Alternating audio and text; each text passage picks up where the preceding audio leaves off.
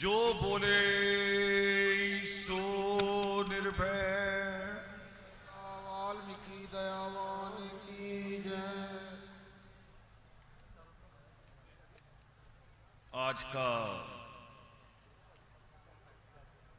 पावन योगिमा पर्व बहुत सारी बातों को लेके आज का योगिमा पर्व अद्भुत है।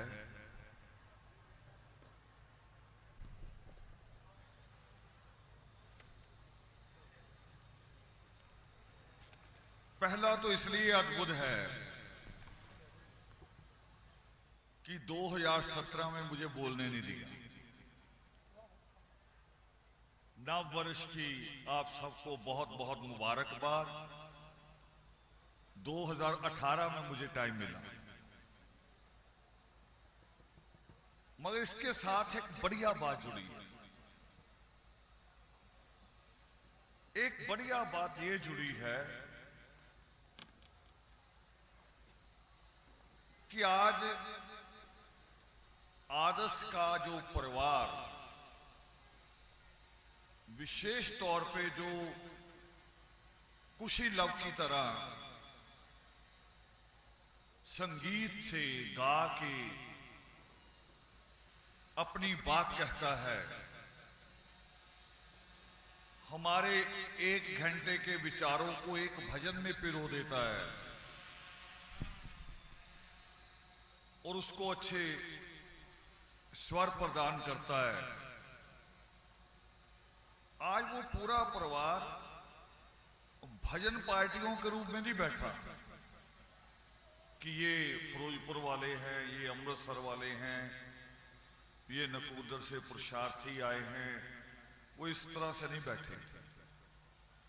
आज वो आदर्श का परिवार बन के बैठे और एक दूसरे के भजन में उनको सहयोग दे रहे थे।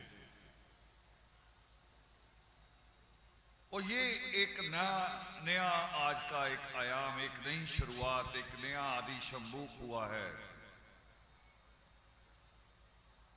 और ये परंपरा का निर्वाह हम आगे भी करेंगे और तब तक करेंगे जब तक हम दोबारा से कुशी लव घराना स्थापित नहीं कर लेते। उसको छोड़ दो, कैमरे को ना देखो, यहां से उठ जाओ। अगर ये काम करना है, ये ज्यादा सिर हिले तो उठा दूंगा।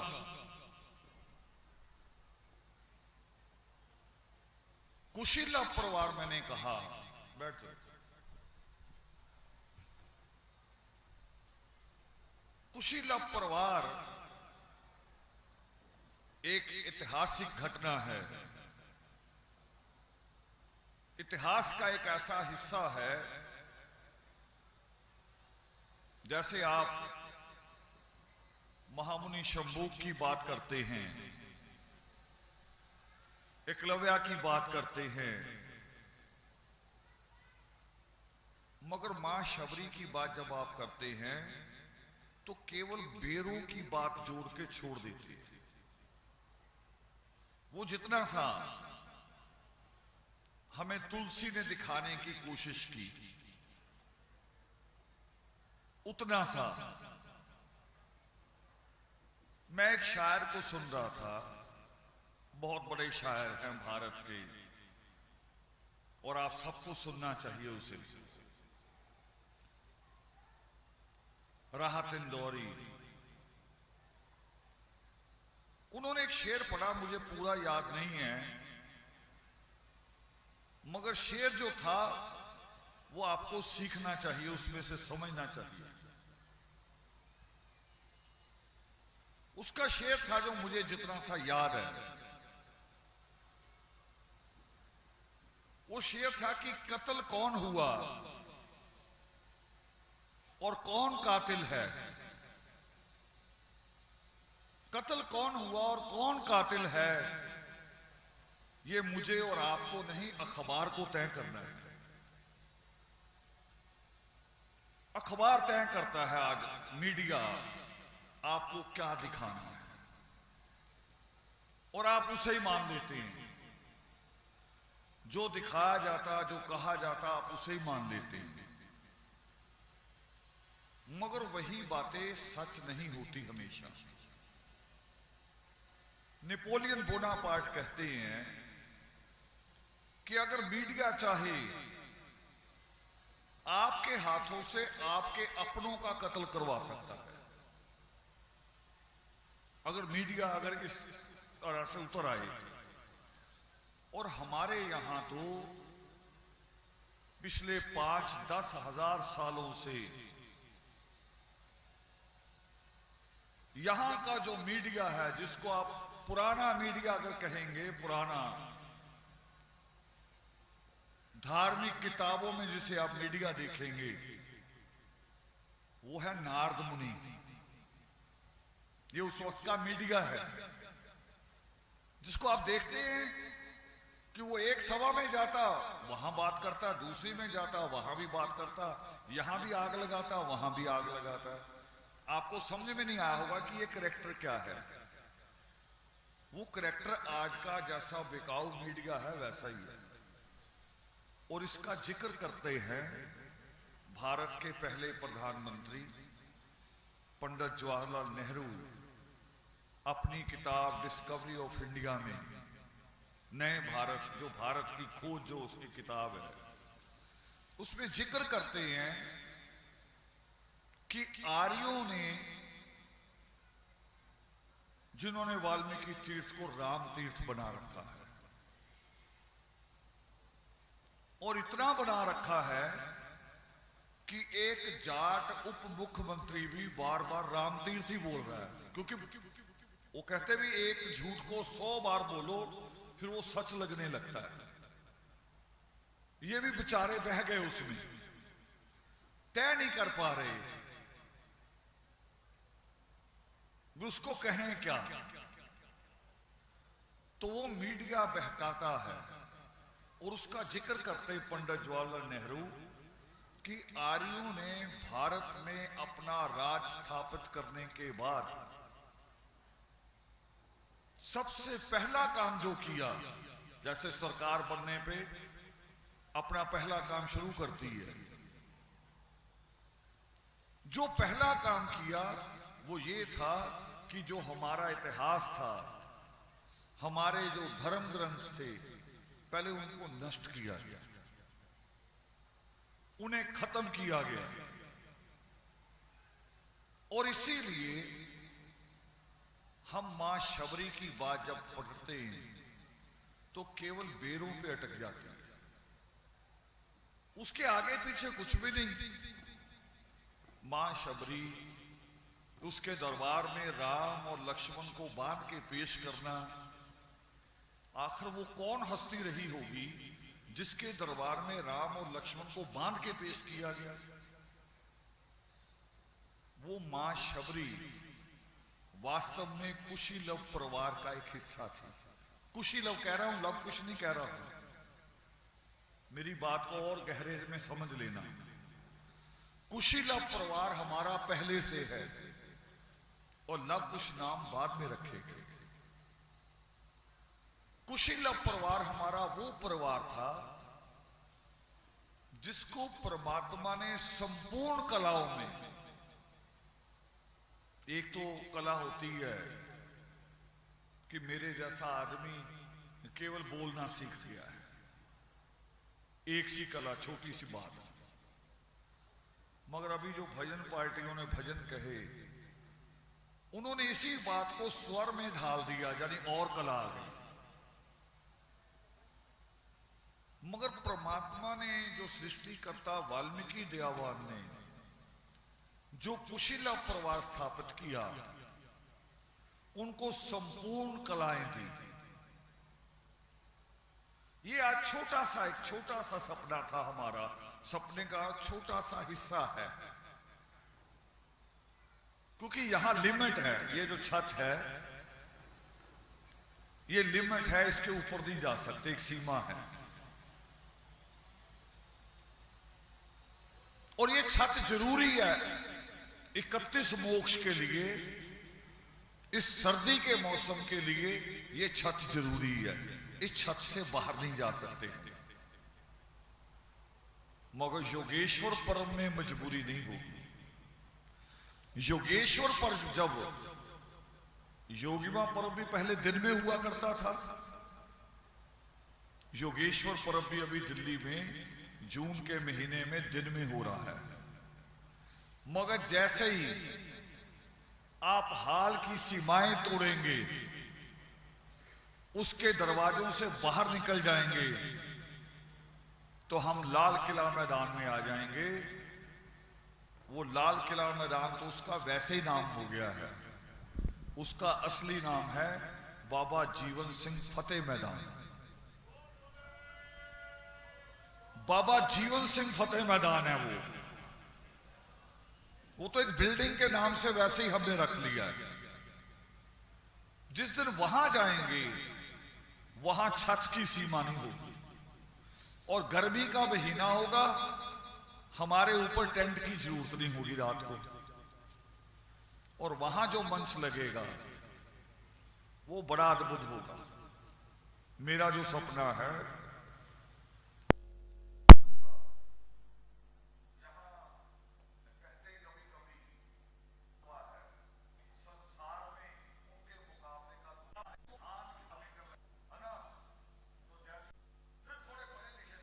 ग्राम होता है एक, और किसी एक ग्राम से शुरुआत करते, 3 ग्राम होते हैं।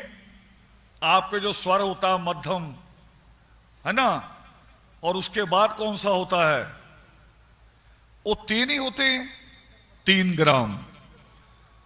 और सारे गायक किसी एक ग्राम में गाते हैं, एक ग्राम में।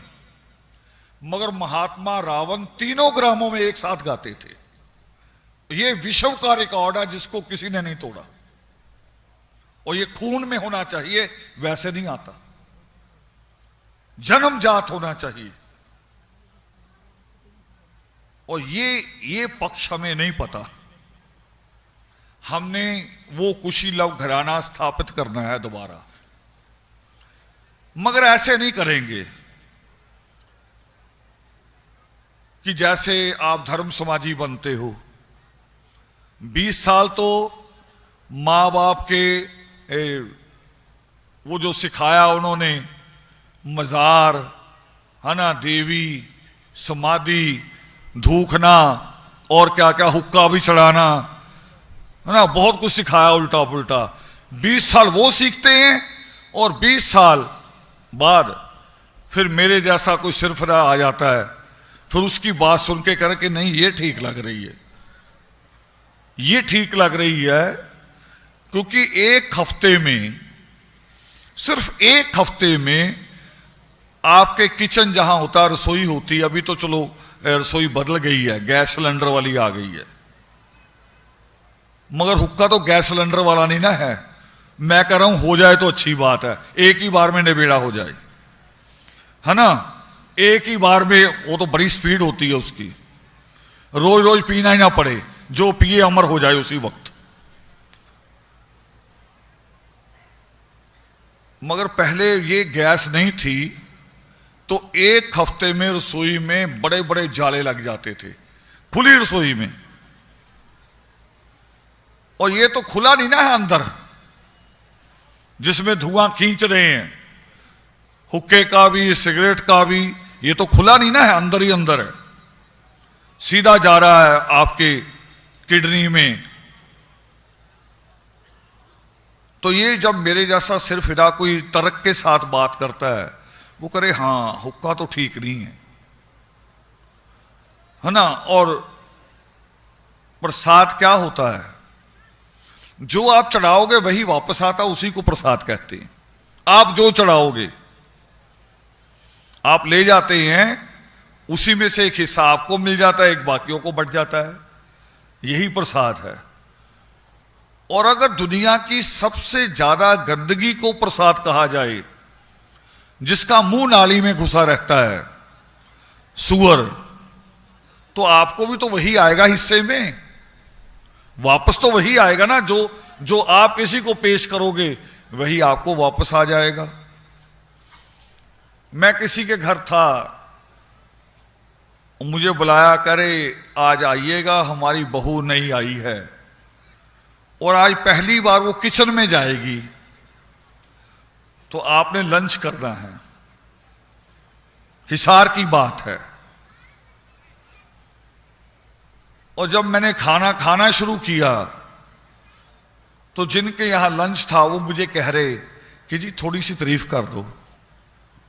मैंने कहा क्यों? कह रही वो नई बहू ने बनाया है।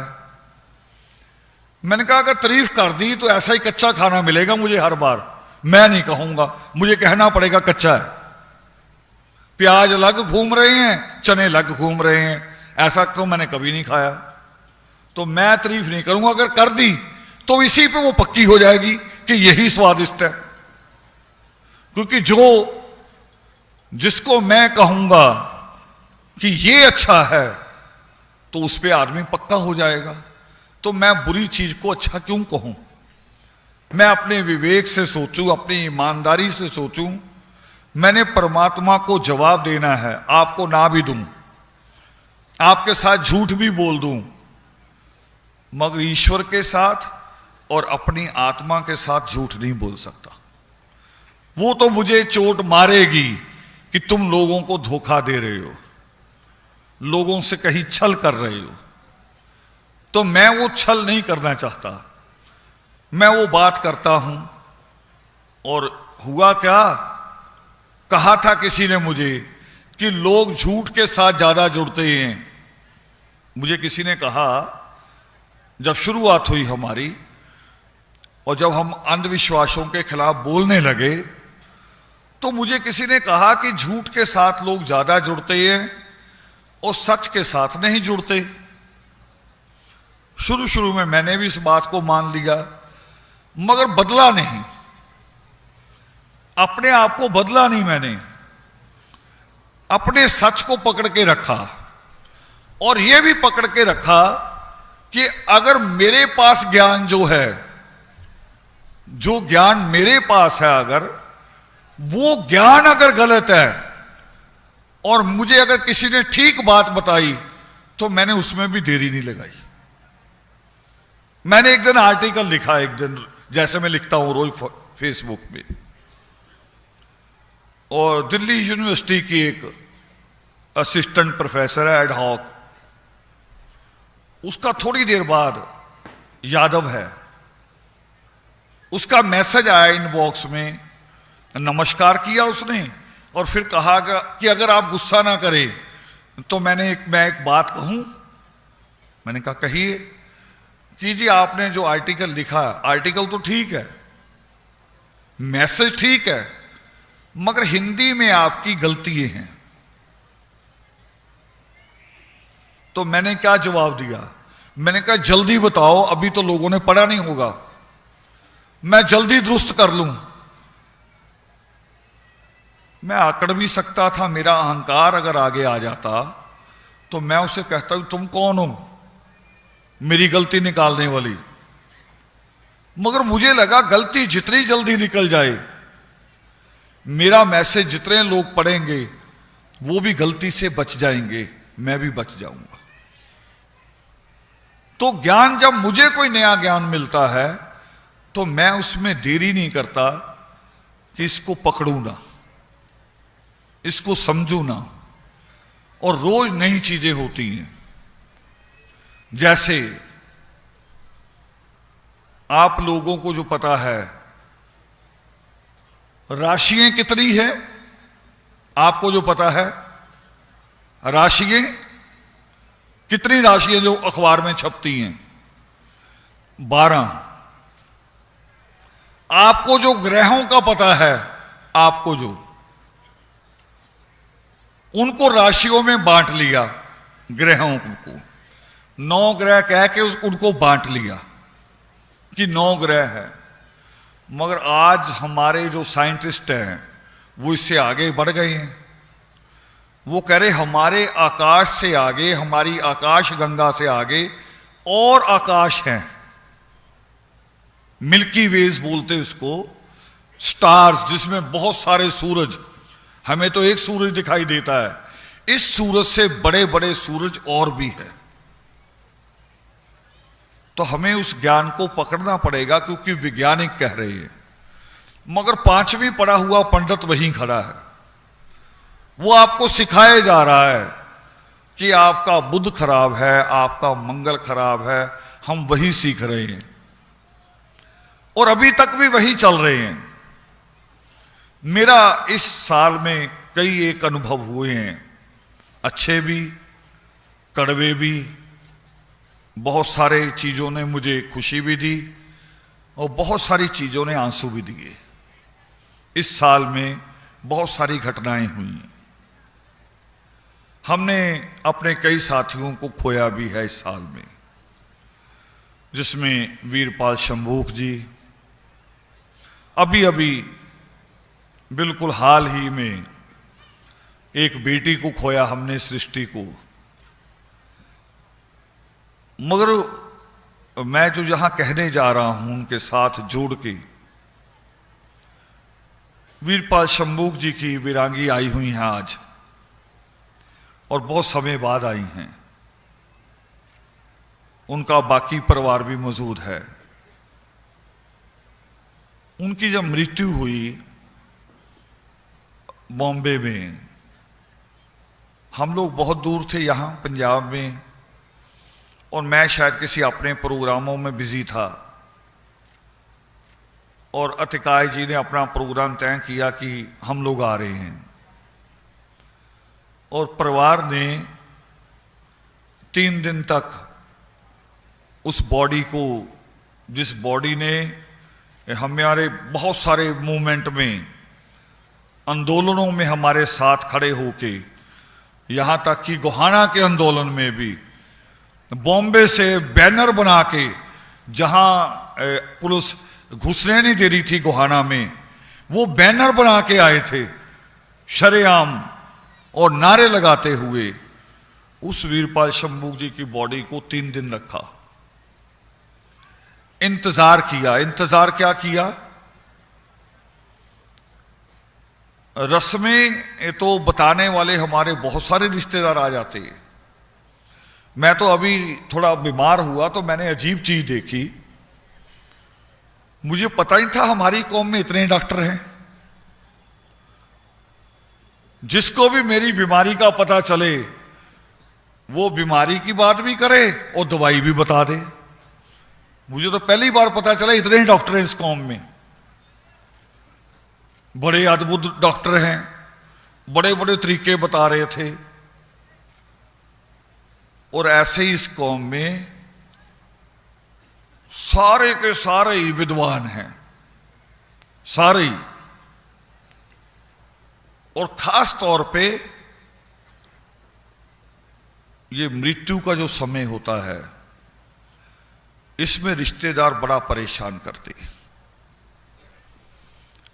मैं अपनी मां के समय को याद करता हूं। मैं उस वक्त यात्रा में था, यात्रा चल रही थी वाल्मीकि तीर्थ के आजादी के लिए,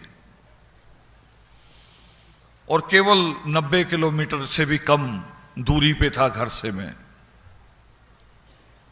सुबह 5 बजे सूचना भी आई, मगर मैं 12 बजे पहुंचा अपनी मां की मृतदेह को देखने के लिए।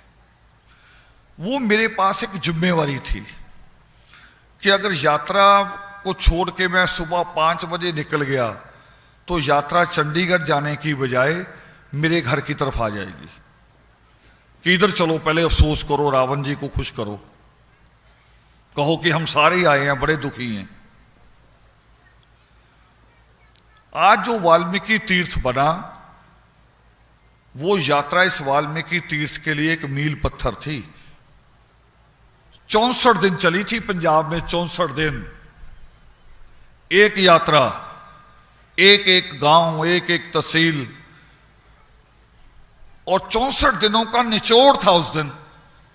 चंडीगढ़ जाना था, जहां सरकारें बैठती हैं कान में रूं डाल के, कान में रुई डाल के बैठती हैं कि किसी की सुननी नहीं है। एक बहुत बड़े चित्रकार हुए पिकासो, उसके पास एक अमीर आदमी पहुंच गया, बड़ा धनाढ़ आदमी। कह रहा मेरा चित्र बना दो।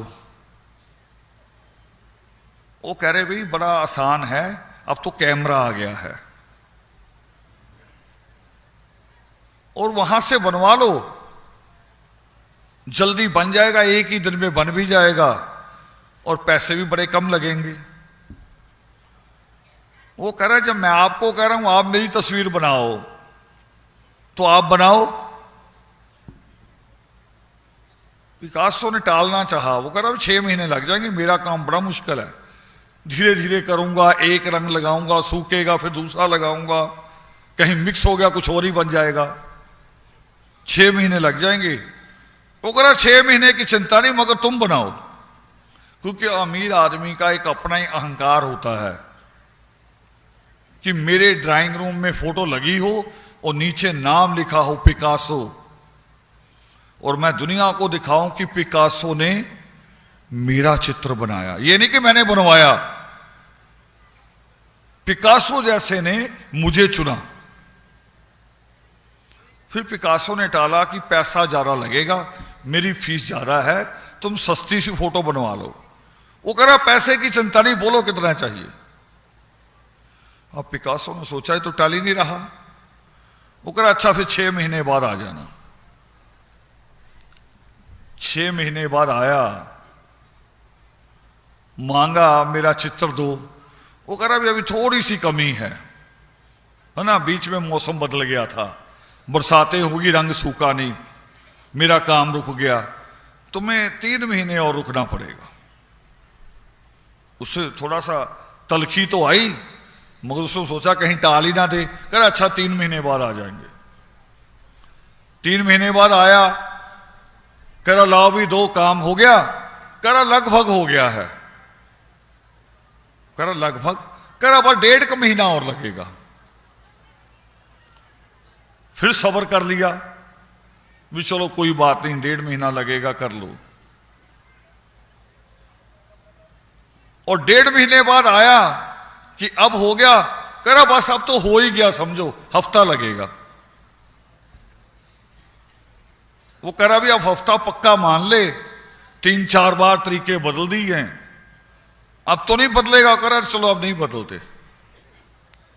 हफ्ते बाद वो आया, कह रहा लाओ दे दो। कह रहा अंदर रखा, ले लो जी, आप खुद ही ले लो, अब तो तैयार है। वो गया अंदर, चित्र ढूंढने लगा, कई चित्र पड़े थे, उसे चित्र ही नहीं मिल रहा। वो बाहर आया, कह रहा अंदर चित्र तो है नहीं मेरा, कहां है? वो पिकासो कह रहा मैंने अभी आज ही तो रखा है, अंदर ही है, थोड़ी देर पहले रखा, जा कहां सकता है? और बाहर मैं बैठा हूं गेट पे, अंदर ही है। वो आदमी फिर गया दोबारा, चित्र उठा के आगे पीछे देखे कि कहीं किसी के पीछे ना बना दिया हो, नहीं मिला। वो फिर गुस्सा अब उसका बुरा हो गया। अब वो लड़ने को तैयार हो गया पिकासो से। वो कह रहा मेरा चित्र मुझे नहीं दिख रहा, ला दिखा कहां है? पिकासो गया, एक चित्र उठाया, पेंटिंग एक उठा के ला के करा ये देख तेरा चित्र, मैं कह तो रहा हूं अंदर पड़ा। वो आदमी देख रहा चित्र को, ऊपर नीचे, इधर से अगल से बगल। वो कह रहा चित्र है कहां मेरा? मैं ऐसा हूं? ये एक आंख, एक कान, ये क्या है? ये मेरे दोनों कान है, दोनों आंखें, तुमने क्या बना दिया? दुनिया कह रही पिकासो पिकासो, तू तो बिल्कुल बेकार आदमी है। पिकासो ने हाथ जोड़ के कहा कि माफ करना, चित्र जो होता है ये चरित्र पे बनता है, वो आपकी शक्ल सूरत से नहीं बनता। आपकी आंख कितनी है, आपके दांत कितने हैं, आपके कान कितने हैं, चित्र उससे नहीं बनता। चित्र बनता है आपके चरित्र से। और अमीर आदमी का एक ही कान होता है, उसे मतलब की बात सुनाई देती, प्रॉफिट प्रॉफिट। उसे गरीब की चीख सुनाई नहीं देती, उसे गरीब का गिरता हुआ पसीना और खून दिखाई नहीं देता, उसे अपना लाभ लाभ दिखाई देता है कि माल कितना बना और गरीब कितना पिसा, ये उसे दिखाई नहीं देता। इसलिए मैंने एक आंख बनाई, एक कान बनाया और ये 100% तुम्हारा चित्र है। तो चंडीगढ़ में ऐसे चरित्र वाले लोग बैठते हैं, चंडीगढ़, दिल्ली, जितनी भी राजधानी हैं वहां ऐसे लोग बैठते हैं ज्यादा, जिनके कानों में आपकी आवाज नहीं जाती। तो हमने दूसरा तरीका चुना। हम वो जो 64 दिन घूमे,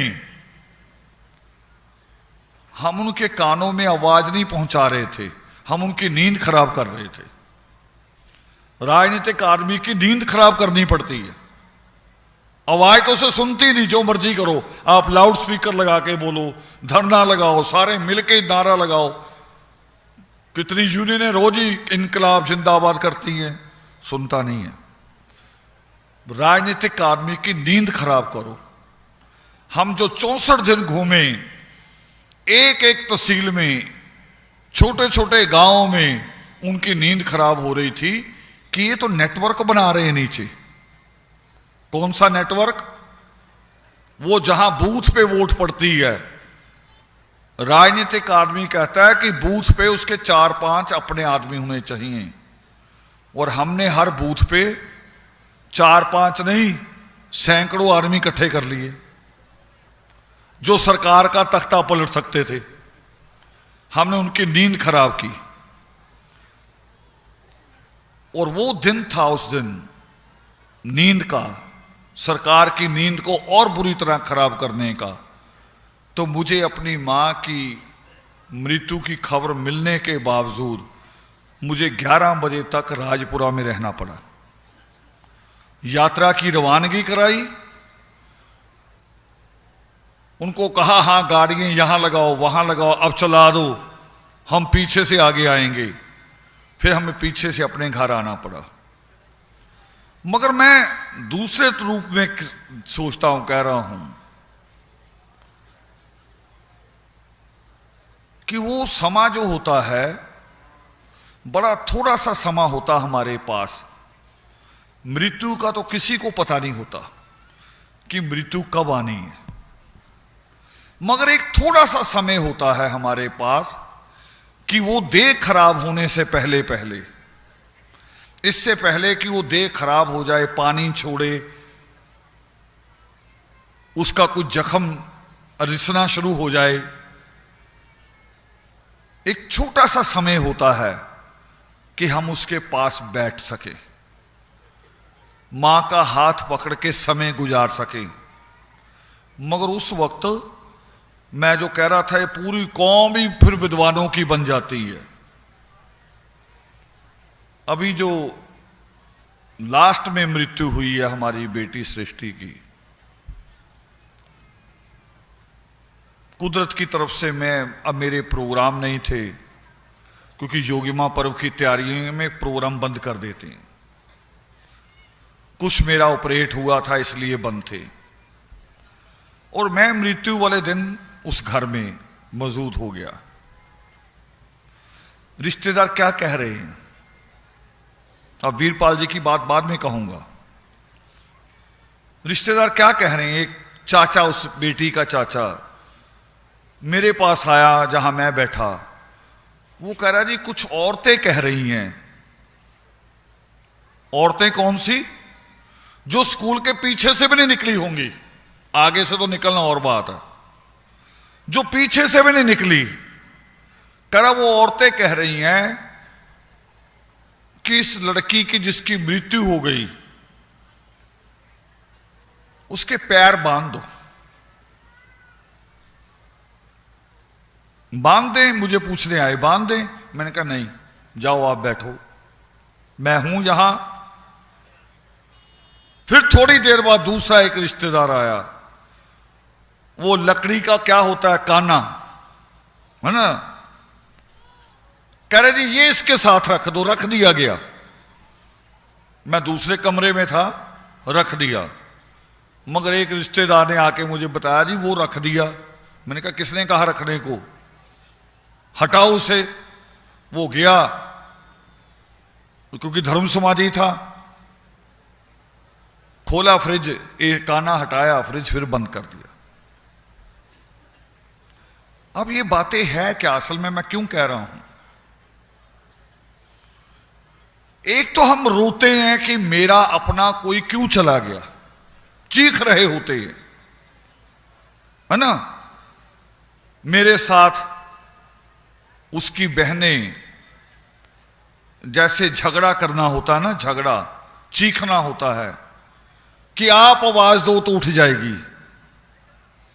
और ये हम सबकी हालत होती है। जब हम मृत्यु शब्द सुनते हैं तो पहला तो हमारी कोशिश होती है अपने आप से कि ये सपना हो जाए, अभी मेरी आंख खुले और ये झूठ हो जाए।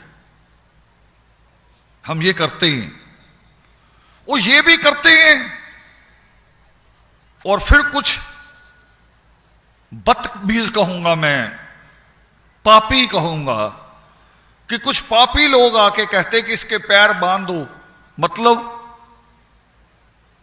कुछ भी, जो भी रस्में बना रखी, मैं पूरी नहीं बोल रहा, हर इलाके में अलग अलग है। ये कर दो, वो कर दो, किस लिए? उसके पीछे का तर्क क्या है? कि ये वापस ना आ जाए। देखो, रो भी रहे कि क्यों जा रहा है हमारे घर का कोई आदमी, और फिर ऐसे उल्टे काम भी कर रहे हैं कि ये वापस ना आ जाए। मेरी मां अगर वापस आ जाए, जिसने जीवन भर हमारे ऊपर हाथ नहीं उठाया, कभी जोर से डांटा नहीं, वो मुझे दुख पहुंचाएगी अगर आएगी आज। अगर हम तड़प रहे हैं तो मां भी तड़प रही होगी कि मैं बच्चों को छोड़ के चले गई। मगर हमने कैसी अजीब बातें सोची हुई हैं। मां बाप के मरने पे रो भी रहे हैं, और मां बाप आ ना जाएं, कभी पंडित को बुला के हवन करवा रहे हैं, है ना। कुछ वो जो महंत संत करते हैं, कह रहे कील दो, है ना, कह रहे घर किलवा लो। क्या कील दो? भी भूत नहीं आएगा। अरे भूत होता ही नहीं है, अगर होता तो तुम्हारा बाप भी नहीं रोक सकता था। होता नहीं है। भूत अगर होते तो सरहद पे आर्मी खड़ी करने की जरूरत थी सर्दी में? भूत ही खड़े कर देते। भी आपको तो सर्दी गर्मी लगती नहीं है, और आपको तो गाड़ियों की जरूरत भी नहीं है, फू से उड़े उधर चले गए, फू से उड़े इधर आ गए, है ना। और मैं तो कभी कभी कहता हूं, मृत्यु से मजाक करता हूं, कि अच्छा कि भूत नहीं होते, नहीं तो आप तो अपने दादा दादी को परेशान कर देते, है ना। और रात को बच्चे कहते हैं कि जी अंधेरे में नहीं जाएंगे, तो मां बाप कहते फिर दादा दादी को, मरे हुए दादा दादी को, कि जाओ दूध तुम ले आओ, ये नहीं जाएंगे बच्चे अंधेरे में, है ना। और हम जा रहे 4 दिन के लिए शादी में, घर का ख्याल रखना। यानी वो मरने के बाद भी उनको चैन नहीं होता। अगर भूत होते, भूत नहीं है, इसीलिए वो चैन में चले गए। और मैं इसको दूसरी तरह से भी देखता हूं, आपको भी सोचना चाहिए ये। और मैंने कहा, सृष्टि के योग शिष्ट पाठ में मैंने ये बात कही कि जब कोई जन्मदिन मनाता है, ये कौन है, यहां किसकी आवाज आ रही मुझे, इनको पकड़ के बिठा दो, पकड़ के। जब कोई जन्मदिन मनाता है, और वैसे जब आपको कोई पूछे, आप अपने बच्चों से पूछना जो इंग्लिश मीडियम में पढ़ते हैं, जब उनसे पूछा जाता बच्चों से कि आपकी एज क्या है, तो क्या बोलते हैं वो?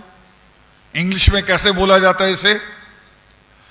7 ईयर ओल्ड, 20 ईयर ओल्ड, पीछे ओल्ड लगता है। ओल्ड का मतलब क्या हुआ? कि जो 20 साल थे वो गए, जो 50 साल थे वो गए, और आगे कितने इसकी गारंटी है किसी को? अगली सांस हम ले पाएंगे कि नहीं ले पाएंगे, इसकी गारंटी है? इसकी कोई गारंटी नहीं। मगर जो चले गए, सोचो फिर उसकी खुशी मनानी चाहिए कि उसका दुख मनाना चाहिए कि चले गए? जो निकल गए हाथ से, उसका तो दुख मनाना चाहिए कि निकल गए, अच्छे भले थे, इसमें ये भी कर सकते थे, वो भी कर सकते थे, चले गए। और मृत्यु को भी दूसरी तरह से सोचने की जरूरत है, उल्टा नहीं, ठीक तरह से। हम उल्टा सोचते हैं। वो जो कबीर साहब कहते हैं, कबीर साहब का एक श्लोक है कि रंगी को नरंगी कहें, जिसके रंग होते हैं उसको लोग क्या कहते हैं? नरंगी, बेरंगी यानी के। और दूध में से जो मिलता है, दूध में से जो मिल जाता है हमें, जो अच्छी चीज मिलती है, कबीर साहब कहते हैं कि दुनिया उसे क्या कहती है? कहे दूध का खोया।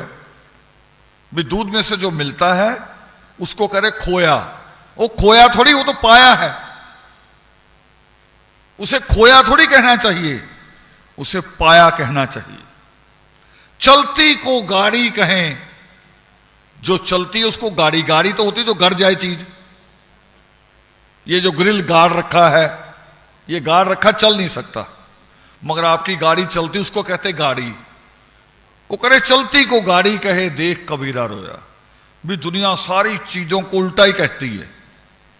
कहेंगे नदी चल रही है, नदी थोड़ी चलती, नदी वही होती है, नदी के रूप में पानी चलता है, नदी तो वही होती है। मेरे तो दो साथी हैं यहां बैठे, इन्होंने एक दिन नदी पलट दी। मुझे हिमाचल ले जा रहे थे, लुधियाना से चलेंगे तो पहले सतलुज आता है, इन्होंने पहले ब्यास ले आए। अब मेरा ज्योग्राफी भी खराब हो गया। मैं सोचे जाऊं, दो आदमी कह रहे कहीं यही ठीक ना हो, मगर मैंने ज्योग्राफी पढ़ी है, तो मैंने कहा मेरी ज्योग्राफी गलत नहीं हो सकती, पढ़ाई लिखाई गलत नहीं होती। और जब नदी के पुल पे पहुंचे, फिर वहां जब लिखा पाया, तो दोनों गलती जब समझ में आई, फिर दोनों जोर जोर से हंस रहे हैं कि हमने तो आज नदी पलट दी। तो मैं मृत्यु को अच्छे रूप में देख रहा हूं, दूसरी तरह से आप भी देख सकते हैं। हमारी मां को, दादी को, पिता को, किसी को भी जितने साल, जितने दिन हमसे बिछड़े हुए हैं, उसको हम इस रूप में भी सोच सकते हैं कि आज वो इतने साल के किसी के भाई बहन हो सकते हैं, किसी परिवार में उनका जन्म हो गया हो। आज वो उतने साल के, जितने साल हम उनको बिछड़े हुए गिनते हैं, उतने साल के वो किसी घर में बच्चे हो सकते हैं, किसी मां के गोद के लाल हो सकते हैं, मां की आंखों का तारा हो सकते हैं, सिर्फ हमसे बिछड़े हैं, दूसरी जगह हो सकते हैं। और ये बात तो सृष्टिकर्ता वाल्मीकि दयावान कहते हैं। पुनर्जन्म की बात सृष्टिकर्ता वाल्मीकि दयावान कहते हैं, उनका पहला श्लोक कहता है। वो जो पहला श्लोक कहता है कि मां निषाद प्रतिष्ठाम तवम गमा शाश्वती समा यत करोच मिथुना दे काम वदी काम मोहितम।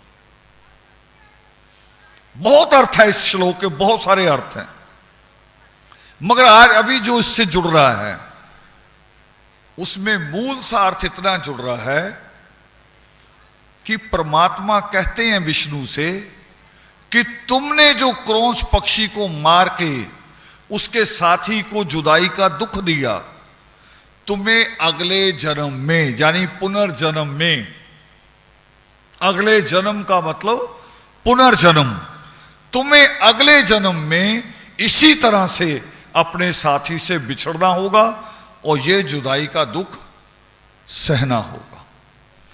तो हम अपने प्यारों को, जिनको हम बहुत प्रेम करते थे, वो जब बिछुड़ते हैं तो हम उनको इस रूप में क्यों नहीं सोच सकते कि हमारी बेटी सृष्टि आज वो 10 दिन की, 12 दिन की किसी मां की गोद में खेल भी रही हो सकती है, किसी भाई की बहन बन के गई हो सकती है, उसको दूसरे रूप में सोच सकते हैं। तो वहां तो बात मैं बता रहा था सृष्टि के घर में क्या हो रहा था, मगर वीरपाल शंभूक जी की जब मृत्यु हुई वहां तो हम नहीं थे,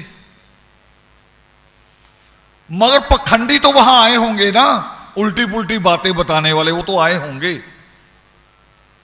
और रिश्तेदार तो मैं कहता हूं ना, जितने योगामृत होते हैं कि सबसे खतरनाक जीव कौन होता है? शेर, सांप है, एनाकोंडा, व्हेल मछली, व्हेल किलर मछली, या रिश्तेदार। सबसे खतरनाक जीव कौन सा है? बोल दो भाई, आराम से सुन नहीं रहे रिश्तेदार, बोल दो। रिश्तेदार सबसे खतरनाक जीव होता है। तो वहां भी रिश्तेदार इकट्ठे हुए होंगे, उल्टी पुल्टी बातें भी बता रहे होंगे, मगर आज उनकी वीरांगी यहां मौजूद हैं। हालांकि उनके 3 बेटे अपने पैरों पे खड़े हैं, मगर पिता का इतना एक मर्यादा सिखाई हुई थी परिवार की कि वो मां की किसी बात को काट के आगे नहीं बढ़ सकते थे। अगर मां कुछ सोच लेती, कुछ भी उल्टा, वो तीनों विरोध नहीं कर सकते थे। मर्यादा बनी हुई थी घर में। मगर मां इतनी ज्यादा धर्म समाजी थी कि उसने कहा कि जो आदर्श की परंपरा है, आदि धर्म की जो परंपरा है, उसकी जो मान्यता है, मेरे पति भले उनकी रूह मुझे छोड़ के चले गई है, मगर धर्म हम नहीं छोड़ेंगे, धर्म निभाएंगे, और वैसे ही होगा जो आदि धर्म कहता है। ये एक बड़ा मुश्किल समय होता है उस वक्त फैसला करना। कुछ तो अपनी होश नहीं होती, दिमाग पे कंट्रोल नहीं होता, मगर उस वक्त ये फैसला करना बहुत बड़ी बात होती है, धर्म को निभाना उस वक्त। और ये जो आज यहां 2-3 बार भजन हुए हैं, एक अंतिम भजन जशवंतपुर सारथी ने कहा, रमेश अटवाल जी का लिखा हुआ, एक शशि ने कहा वैसा ही भजन धर्म बदलने का, और उसी के ऊपर देवांतक जी ने कितनी बार लिखा अपनी कलम से। वो है क्या? सब चीजें, वो सब चीजें जो एक दुरुस्त दिमाग से, जो एक स्वच्छ सोच से, जो तर्क वितर्क करने के बाद जिसने ठीक को अपनाया है, ठीक को भी, ठीक क्या है, वो आदर्श की सोच है, जिस सोच से ये कलमें लिखती हैं अब आगे। मगर उसमें से एक बात और जोड़ रहा हूं मैं। एक भजन विक्रम अछूत ने भी गाया, देवांतक जी ने शायद, और फिर शशि ने भी गाया, मगर वो जो तर्ज थी, जिस फिल्म की तर्ज, जिस गीत पे गा रहे थे, वो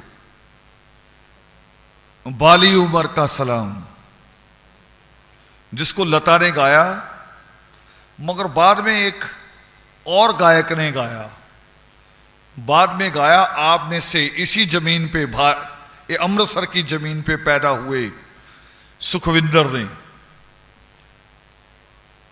और एक हैरानी की बात बता रहा हूं मैं आपको, आज तो YouTube में जो भी खोजोगे मिल जाता है ना, YouTube में, नेट में, है ना,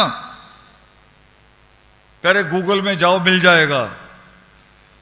मगर सुखविंदर ने जो पहली बार गाया इस गीत को सोनी चैनल के एक प्रोग्राम में, हारमोनी प्रोग्राम का नाम था, हारमोनी, और एक ऊंची सीट के ऊपर बैठ के गाया, वो यूट्यूब में नहीं मिलेगा आपको कहीं नहीं, उसका रिकॉर्ड ही नहीं है। वो रिकॉर्ड खत्म करवाया गया, क्योंकि मैंने ये गीत जब भी सुना था पहले, मैं इसको सुनता ही नहीं था। मैं कहा क्या है, छोड़ो, बेकार सी लाइन है। वो पहली लाइन ही मुझे अच्छी नहीं लगती थी, मैं छोड़ देता था। मगर उस दिन अचानक मैं कहीं बैठा था फ्री, और टीवी लगा आगे, वही चैनल लगा, और सुखविंदर आया, और सुखविंदर ने कहा कि मैं इस गीत को गाने लगा हूं।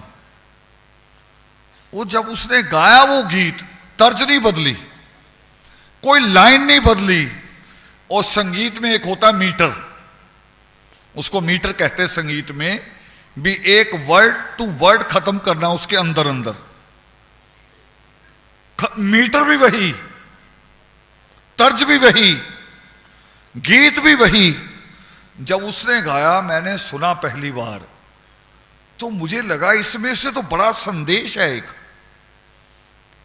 और आज ये थोड़ा थोड़ा देने की कोशिश कर रही थी हमारी पार्टी।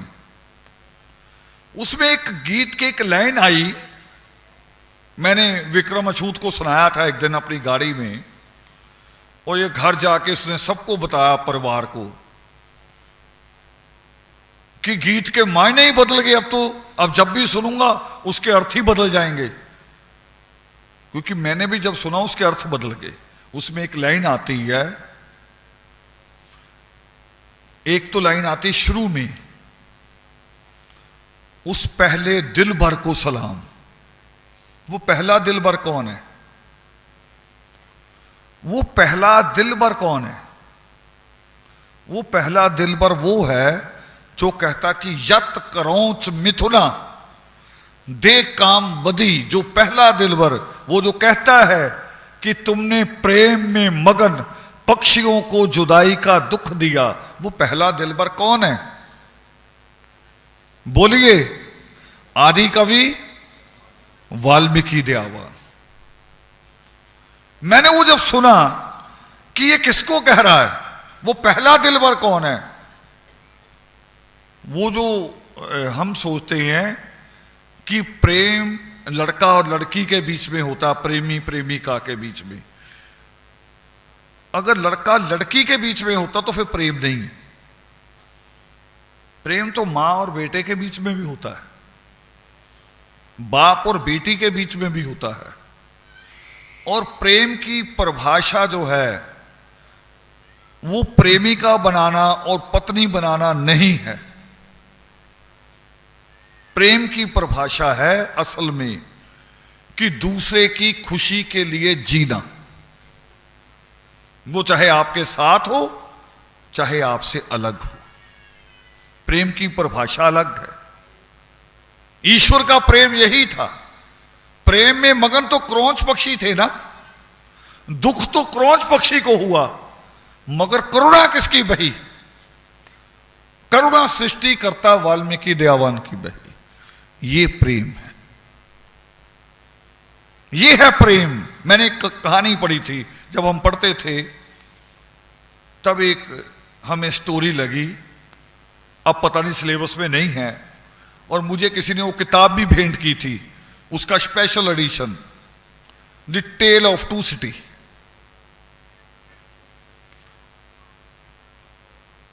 उसमें क्या स्टोरी थी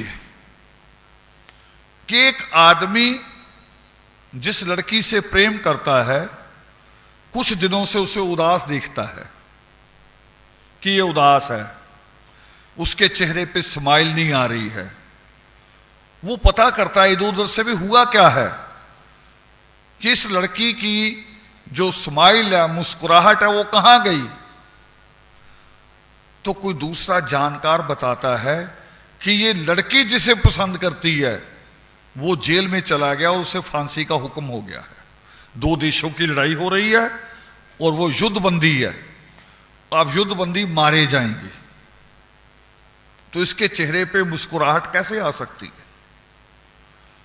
तो जानते हो वो लड़का क्या करता है? जो पहला लड़का, वो जेल में मिलने जाता है उससे, युद्धबंदी से, और मिलने जाने पे जब मुलाकात होती है तो उसको मनाता है कि ये युद्धबंदी में जो कैदियों के कपड़े जो होते हैं, कि ये ड्रेस मुझे दे दे और मेरी ड्रेस तू पहन ले। वो कह रहा क्यों? वो कह रहा मैं किसी के चेहरे पे स्माइल देखना चाहता हूं। ये प्रेम है जिसको हम समझते नहीं कि प्रेम क्या है। हम कहते कि मेरा हो जाए जो भी है, चाहे वो धन है, संपत्ति है, बच्चे हैं, मेरे हो जाएं, तब कहते कि तब प्रेम है। वो तभी थोड़ी है। आज ज्यादा लोग जो आपके यहां आए हैं, अभी मैं कितने लोगों से मिला, दिन कल से मिल रहा हूं, और कितनों से मैंने बात की, बच्चे नहीं आए। वो कह रही बच्चे कहां से आएंगे? अब आपने कहा पढ़ाओ पढ़ाओ, अब वो हॉस्टलों में चले गए, अब कहां से लाए? उनको बुलाया, वो कोई कह रहा मेरा पेपर है, कोई कह रहा मेरा टेस्ट है, आपने कहा पढ़ाओ, हमें अकेले आना पड़ा। मगर प्रेम में तो कोई बाधा नहीं ना है। वो हॉस्टल में रहें या यहां रहें, प्रेम में कहीं कोई बाधा नहीं है। वो कहीं भी हों, और मैं कहूं कि नहीं, मेरा ये पंडाल भरने के लिए आपके बच्चे होने चाहिए, उनकी पढ़ाई छूटे या पेपर छूट जाए, मगर मेरा पंडाल भरा होना चाहिए, मेरी जय जयकार ज्यादा होनी चाहिए, तो वो मेरा सच्चा प्रेम होगा आपके प्रति। उन बच्चों के प्रति मेरा सच्चा प्रेम हो सकता है? वो नहीं हो सकता। फिर मेरा स्वार्थ हो जाएगा।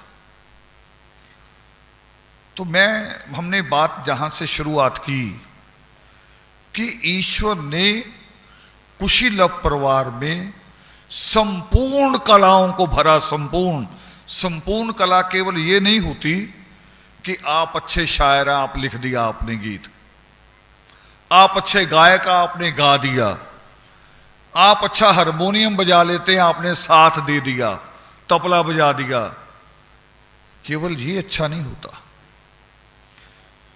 फिरोजपुर में एक आदमी हुए, फिरोजपुर में मोहनलाल भास्कर, 30 नवंबर को उनके नाम पे मुशायरा होता है। देश के बड़े बड़े, मुनव्वर राणा, राहत इंदौरी जैसे पॉपुलर जैसे शायर उसमें आते हैं, बड़े बड़े शायर। मगर जानते क्यों आते हैं? मोहनलाल भास्कर भी शायर था। मगर शायर तो कोई भी हो जाए, हमारी सारी कौम ही शायर है, इनसे जितनी मर्जी तुकबंदी करा लो। कभी कभी मजाक में भी तुकबंदी कर देते हैं। वो कह रहे तुम किधर जा रहे हो, दूसरा कह रहा इधर आ रहे हो, आगे आगे बढ़ाते जाएंगे तुकबंदी। मगर ये तुकबंदी नहीं जरूरी, आपका हृदय क्या कहता है। एक फंक्शन में मोहनलाल भास्कर एक अपनी कविता पढ़ रहे थे देश प्रेम की,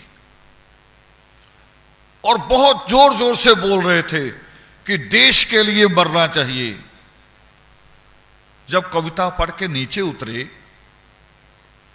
तो जैसे लोग मिलते हैं कि बड़ा अच्छा किया, बड़ा अच्छा पढ़ा, बड़ा अच्छा लगा, मगर एक आदमी उनके पास आया, वो जा रहे थे, उसके कंधे पे हाथ रख के रोक लिया और रोक के पूछा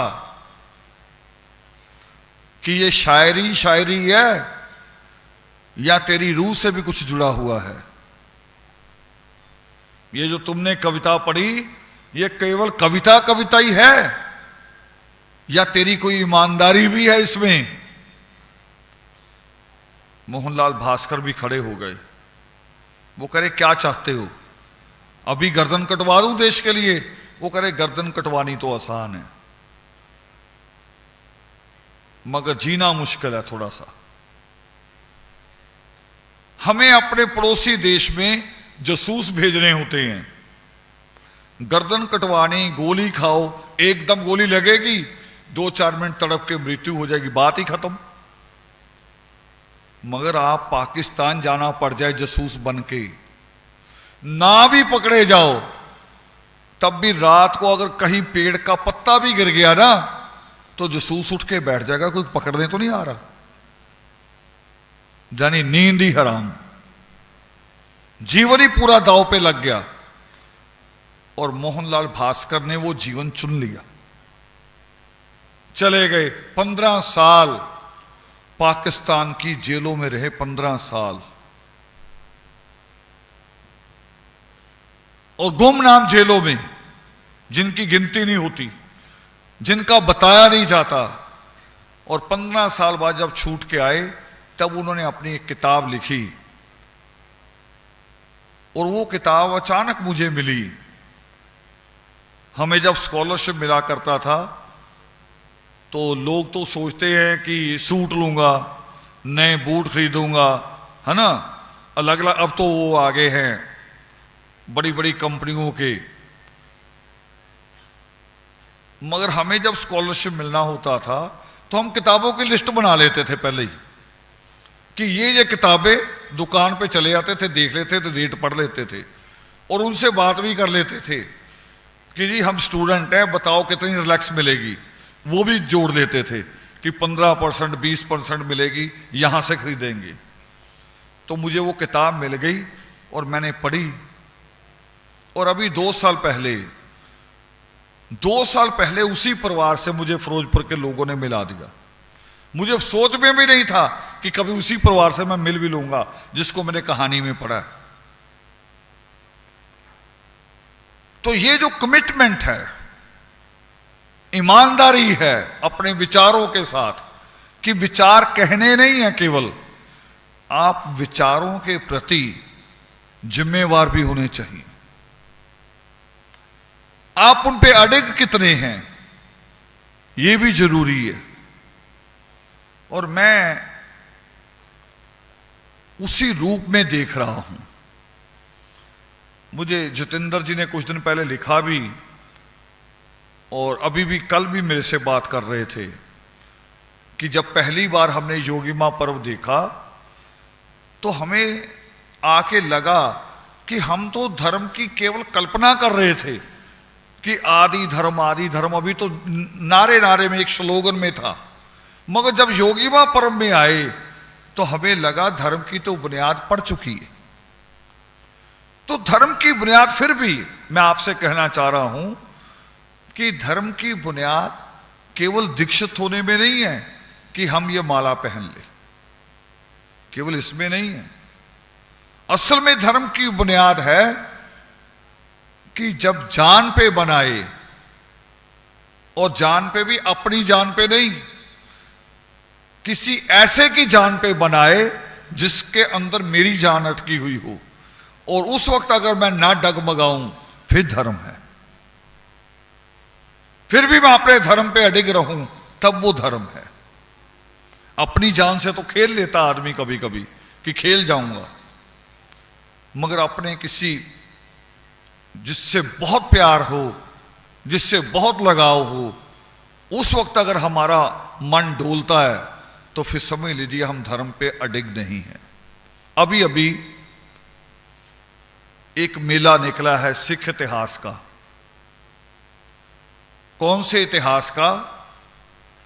वो जो गुरु गोबिंद सिंह के 2 छोटे छोटे बच्चों को, बिल्कुल नाबालिग बच्चों को, जिनको दीवार में चिना गया, और उनसे क्या कहा गया था, यह संदेश आपके लिए भी है। उनसे क्या कहा गया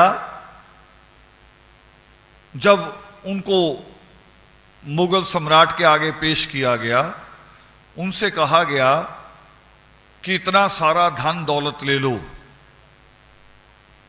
सोना चांदी ले लो और मुसलमान हो जाओ। और बच्चों का जवाब क्या था कि जिसने ईमान बेच दिया फिर उसके लिए सोना चांदी क्या है? सोना चांदी तो इससे ज्यादा कमाया जा सकता है, मगर ईमान अगर बिक गया फिर वो दोबारा नहीं कमाया जा सकता। फिर उन बच्चों को कहा गया कि तुम्हें युवराज बनाया जाएगा, तुम राजकुमार कहलाओगे, धर्म बदल लो। वो कह रहे जो राजकुमार अपना ईमान बेच के राजकुमार बने और फिर अपनी प्रजा से आंख ना मिला सके, ऐसे राजकुमार बनने का क्या फायदा, उसका क्या लाभ। और अंत में उनसे कहा गया कि तुम्हें दीवार में जिंदा चन दिया जाएगा, तुम तड़प तड़प के मरोगे। तो उन्होंने पूछा कि अगर मुसलमान बनने के बाद कोई आदमी मरता नहीं है, हमेशा के लिए अमर हो जाता है, तो हम मुसलमान बन जाते हैं। अगर मरना मुसलमान बन के भी है तो ईमान बेच के क्यों मरे, ईमान रख के मरेंगे। कलंकित होके क्यों मरे, कलंकित नहीं होंगे। और आज इसीलिए दुनिया उनको याद करती है। लाखों लोग इकट्ठा होते उनके मेले पे, उस दीवार को छूने के लिए, सिर्फ जिस दीवार में उनको चुना गया कि इसको छू ले, उसको चूम ले, क्योंकि इसमें कुर्बानी की एक मिसाल है। और मुझे अब यहां भी आदि धर्म में भी वो मिसाल बनती हुई नजर आ रही है, दिख रही है। दीक्षा भी होनी है आज इसी प्रोग्राम में। और इसी प्रोग्राम में एक इतिहास और भी हो गया, जो मैंने शुरुआत में कहा कि मुझे 2017 में नहीं बोलने दिया, यानी 12 बज गए और 2018 में मुझे कह रहे जी अब आप शुरू हो जाओ, है ना। तो मुझे बैलेंस करना है प्रोग्राम को। बैलेंस इसलिए भी करना है कि हमने सुबह वाल्मीकि तीर्थ पे नतमस्तक होने की रस्म भी अदा करनी है, वो रस्म भी तोड़नी नहीं है, वो बना के रखनी है। और हमें बरसों लगे हैं, जीवन के 35 साल लगे हैं इस रस्म को बनाने में। 4 जनवरी 1986 से जो हमने पहली रैली की थी, वाल्मीकि तीर्थ गए थे साइकिलों पे। 4 जनवरी 1986 से 2018, इसको जोड़ोगे अगर 16 साल वो और 18 साल ये, और जोड़ोगे तो 34 साल बनते हैं। 34 सालों में भी अगर हम अपने आसपास नजर दौड़ाएं तो अभी भी हमें अपनी बरादरी का, वाल्मीकि कौम का बहुत बड़ा हिस्सा मिल जाएगा, जिनको अभी वाल्मीकि तीर्थ पता नहीं, अभी भी मिल जाएगा। 34 साल लड़ने के बावजूद, 34 साल संघर्ष करने के बावजूद। मगर खुशी इस बात की है कि कभी उस वाल्मीकि तीर्थ पे 10 लोग भी नहीं जाया करते थे, 10 आदमी भी। मगर आज हर प्रचेतावार को, हर संडे को, छुट्टी वाले दिन 10,000 से ज्यादा आदमी जाता है सुबह से शाम तक। 10,000 से ज्यादा केवल वाल्मीकन, दूसरे लोगों को छोड़ के, अपने आप, ये नहीं कि योगी मां पर्व में, अपने आप जाने वाला। ये 34 सालों का ये भी परिणाम आया है कि 10 आदमियों से 10,000 पे आ गए हैं, है ना। और 10 साल प्रयास करेंगे तो हो सकता है कि 10 लाख पे आ जाओ। आ जाओगे, आ जाओगे। आपकी 11 करोड़ की आबादी है देश में, तो 11 करोड़ में तो 10 लाख बड़ा छोटा रकम है ना, संख्या है, छोटी संख्या है। तो 11 करोड़ में से तो 10 लाख होने चाहिए। वो ये जो वाल्मीकि तीर्थ बना, ये इस योगी मां पर्व का परिणाम है। मैंने कहा ना कि राजनेताओं के कान नहीं सुनते, उनकी नींद खराब करो। जब उनकी नींद खराब होती है फिर वो सोचते हैं कि मेरी नींद कौन खराब कर रहा है। वो कह रहे इसको सुलाओ। और भूखा बच्चा सोता है, भूखा बच्चा सोता है, भूखा सोता नहीं है। और हमें भूख क्या थी, हमें भूख वाल्मीकि तीर्थ की थी। तो सरकार ने देखा कि ये इतने लोग हमारी नींद खराब कर रहे हैं, इनको चुप कराओ। और चुप कराने का एक ही रास्ता था।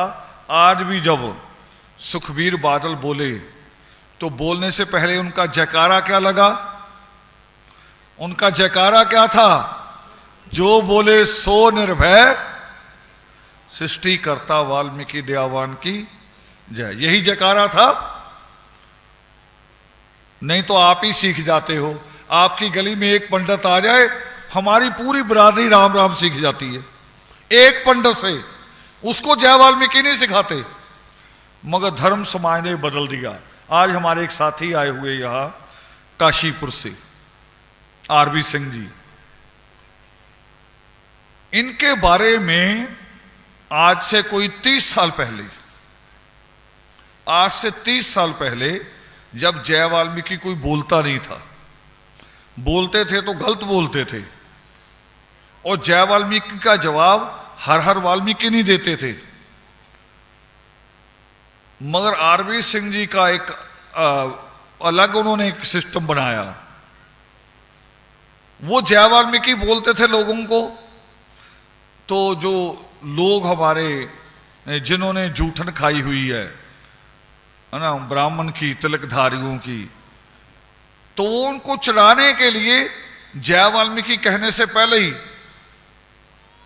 कोई राम राम बोल देता था, कोई कुछ और बोल देता था, तो वो लड़े नहीं किसी के भी साथ। वो जो भी कोई कुछ बोलता था, कोई सलाम भी बोल दे, आदाब भी कह दे, वो एक ही जवाब देते थे, हर हर वाल्मीकि। कुछ समय बाद लोगों ने पूछा, भी अद्भुत आदमी है, हमने तो जय वाल्मीकि कहा भी नहीं और ये हर हर वाल्मीकि बोलता है। तो लोगों ने जब उनसे पूछा, भाई ये क्या मसला है, हम तो जय वाल्मीकि कहते नहीं। वो कह रहे मुझे सुनाई जय वाल्मीकि देता, आप कुछ भी बोलो, मैं तो हर हर वाल्मीकि जवाब दूंगा। इतनी कट्टरता होनी चाहिए, तभी धर्म बनते हैं।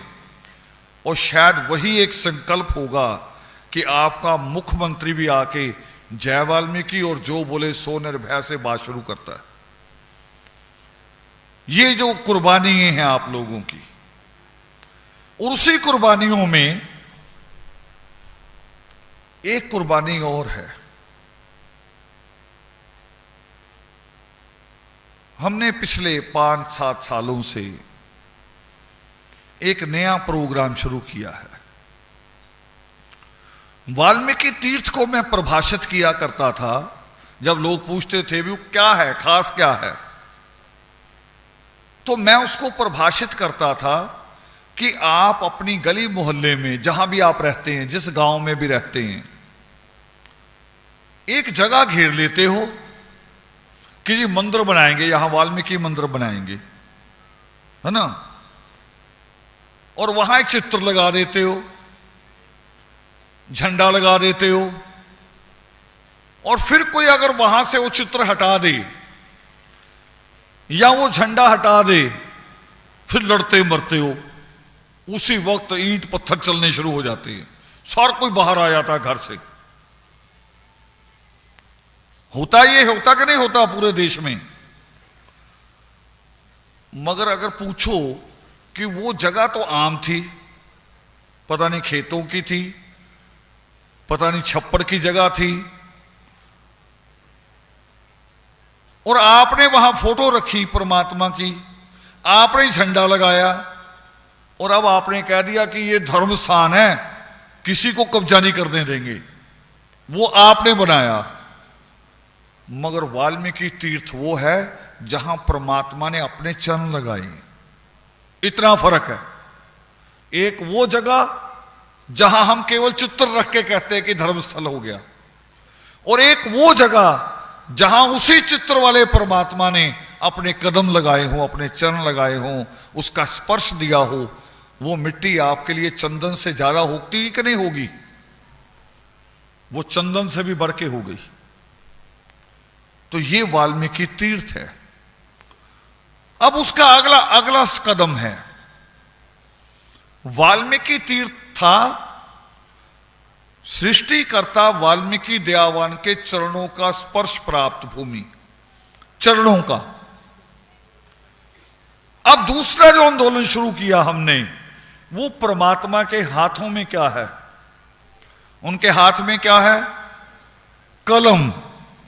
अब ये दूसरा संकल्प है। अब ये दूसरी लड़ाई, वाल्मीकि तीर्थ की लड़ाई हमने जीती केवल 30 साल में। 86 से शुरू हुए और 2016 में जीत गए। 2016 में ही हो गया था ना वाल्मीकि तीर्थ का, 2016 में जीत गए। 30 सालों में बिना लड़ाई के, बिना जेलों में गए, बिना किसी की शहादत के जीत गए। ये आदर्श परिवार की रणनीति थी, तरीका था लड़ाई लड़ने का। और तरीका क्या था? बुजुर्गों से सुनी थी एक बात मैंने, और उसी बात को मैंने अपने संकल्प में ले लिया। बुजुर्ग कहते थे कि जहां आदमियों का जाना आना शुरू हो जाए ना, जंगल में भी, वहां से जानवर भाग जाते हैं, जानवर फिर जगह बदल लेते हैं। तो मैंने भी सोचा वाल्मीकि तीर्थ के जानवर कैसे भागेंगे? लड़ेंगे तो उनको तो बीएसएफ की सुरक्षा मिल जाएगी, सीआरपी लग जाएगी, पंजाब पुलिस लग जाएगी, उनको तो वो सुरक्षा मिल जाएगी। और हुआ सचमुच यही। जब पहली रैली हमने की तो बीएसएफ, आप जो देखते ना वहां चौकी बनी हुई, हमारी पहली रैली जिसमें केवल 50 लोग थे, 50, वो भी बड़े बड़े नहीं, 13 साल का बच्चा भी था एक।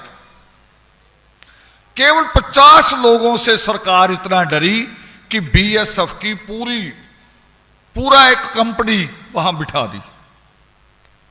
तो मैंने कहा ये तरीका ठीक नहीं है, ये तो फेल हो गया।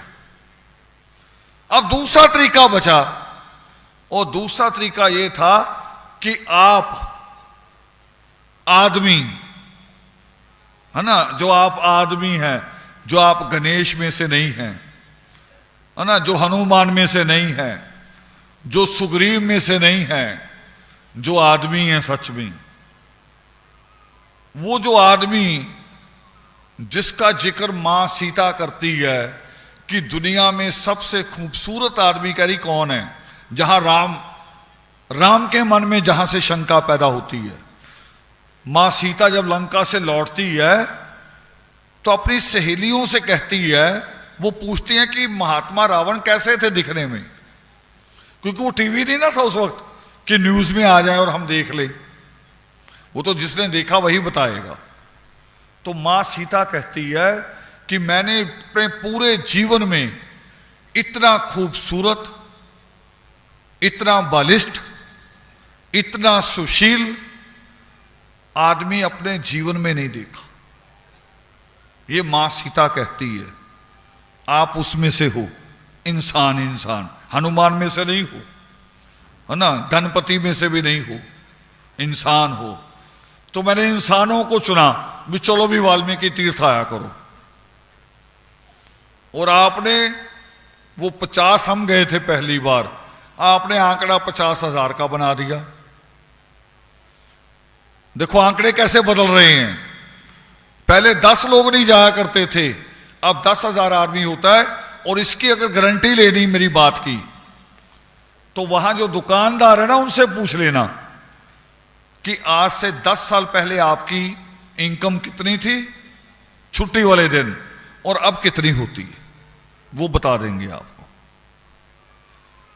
और हम 50 गए थे पहले दिन, और योगी मां पर्व में कितने आने शुरू हो गए? 50,000। तो सरकार की तो नींद हराम होनी थी। तो सरकार ने कहा वाल्मीकि तीर्थ ही बना दो, यानी मसला ही खत्म कर दो। फिर क्या करेंगे? मसला ही खत्म कर दो। मगर सरकार को यह नहीं पता मसला अभी खत्म नहीं हुआ, मसले की तो शुरुआत हुई है। अभी तो शुरुआत हुई है, अभी तो केवल बिल्डिंग बनी है, अब तो अभी धर्म बनना है। अब धर्म बनने में क्या बाधा है? अंतिम बात कहूंगा, लंबी बात, मेरे पास विषय बहुत है कहने को जो मैंने सोचे थे, क्योंकि साल बाद इकट्ठा होते हैं, हजारों रुपया खर्च करके आते हैं, तो बात थोड़ी बड़ी होनी चाहिए। मगर दीक्षा भी होनी है और सुबह का नमन भी होना है। तो छोटी बात कहनी चाह रहा हूं, कल हम लोग अखबार पढ़ रहे थे सुबह, मेरे पास बच्चे बैठे थे और उसमें एक खबर आई, राजस्थान में एक परंपरा रही है, आज भी है, वहां के जो जब बड़े बड़े लोग हैं ना, संपन्न लोग जिनके पास हजारों एकड़ जमीन है, बड़े बड़े वो महल नुमा हवेलियां हैं, यानी बेशुमार पैसा है और कुछ करने को नहीं है, वो इतने नालायक हैं कि अगर उनके पिता की मृत्यु हो जाए, उनकी मां की मृत्यु हो जाए, उनके बच्चे की मृत्यु हो जाए, तो रोने का भी टाइम नहीं है उनके पास। देखो, आपको ये बात अजीब लग रही होगी, मगर कल के भास्कर में थी ये खबर, लास्ट पेज पे।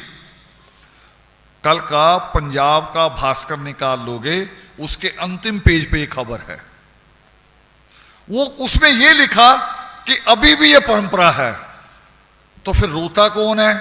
रोने के लिए दलित समाज की औरतें रखी जाती है, उनको कहते रुदाली।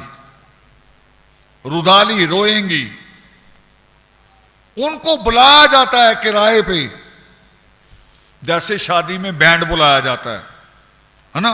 अब बैंड बुलाना तो ठीक है, क्योंकि आप नाचोगे कि बैंड बजाओगे? बैंड तो वैसे ही बज जाता है लड़की वालों का, बेचारों का, लड़के वाले और बजा देते हैं आके, है ना।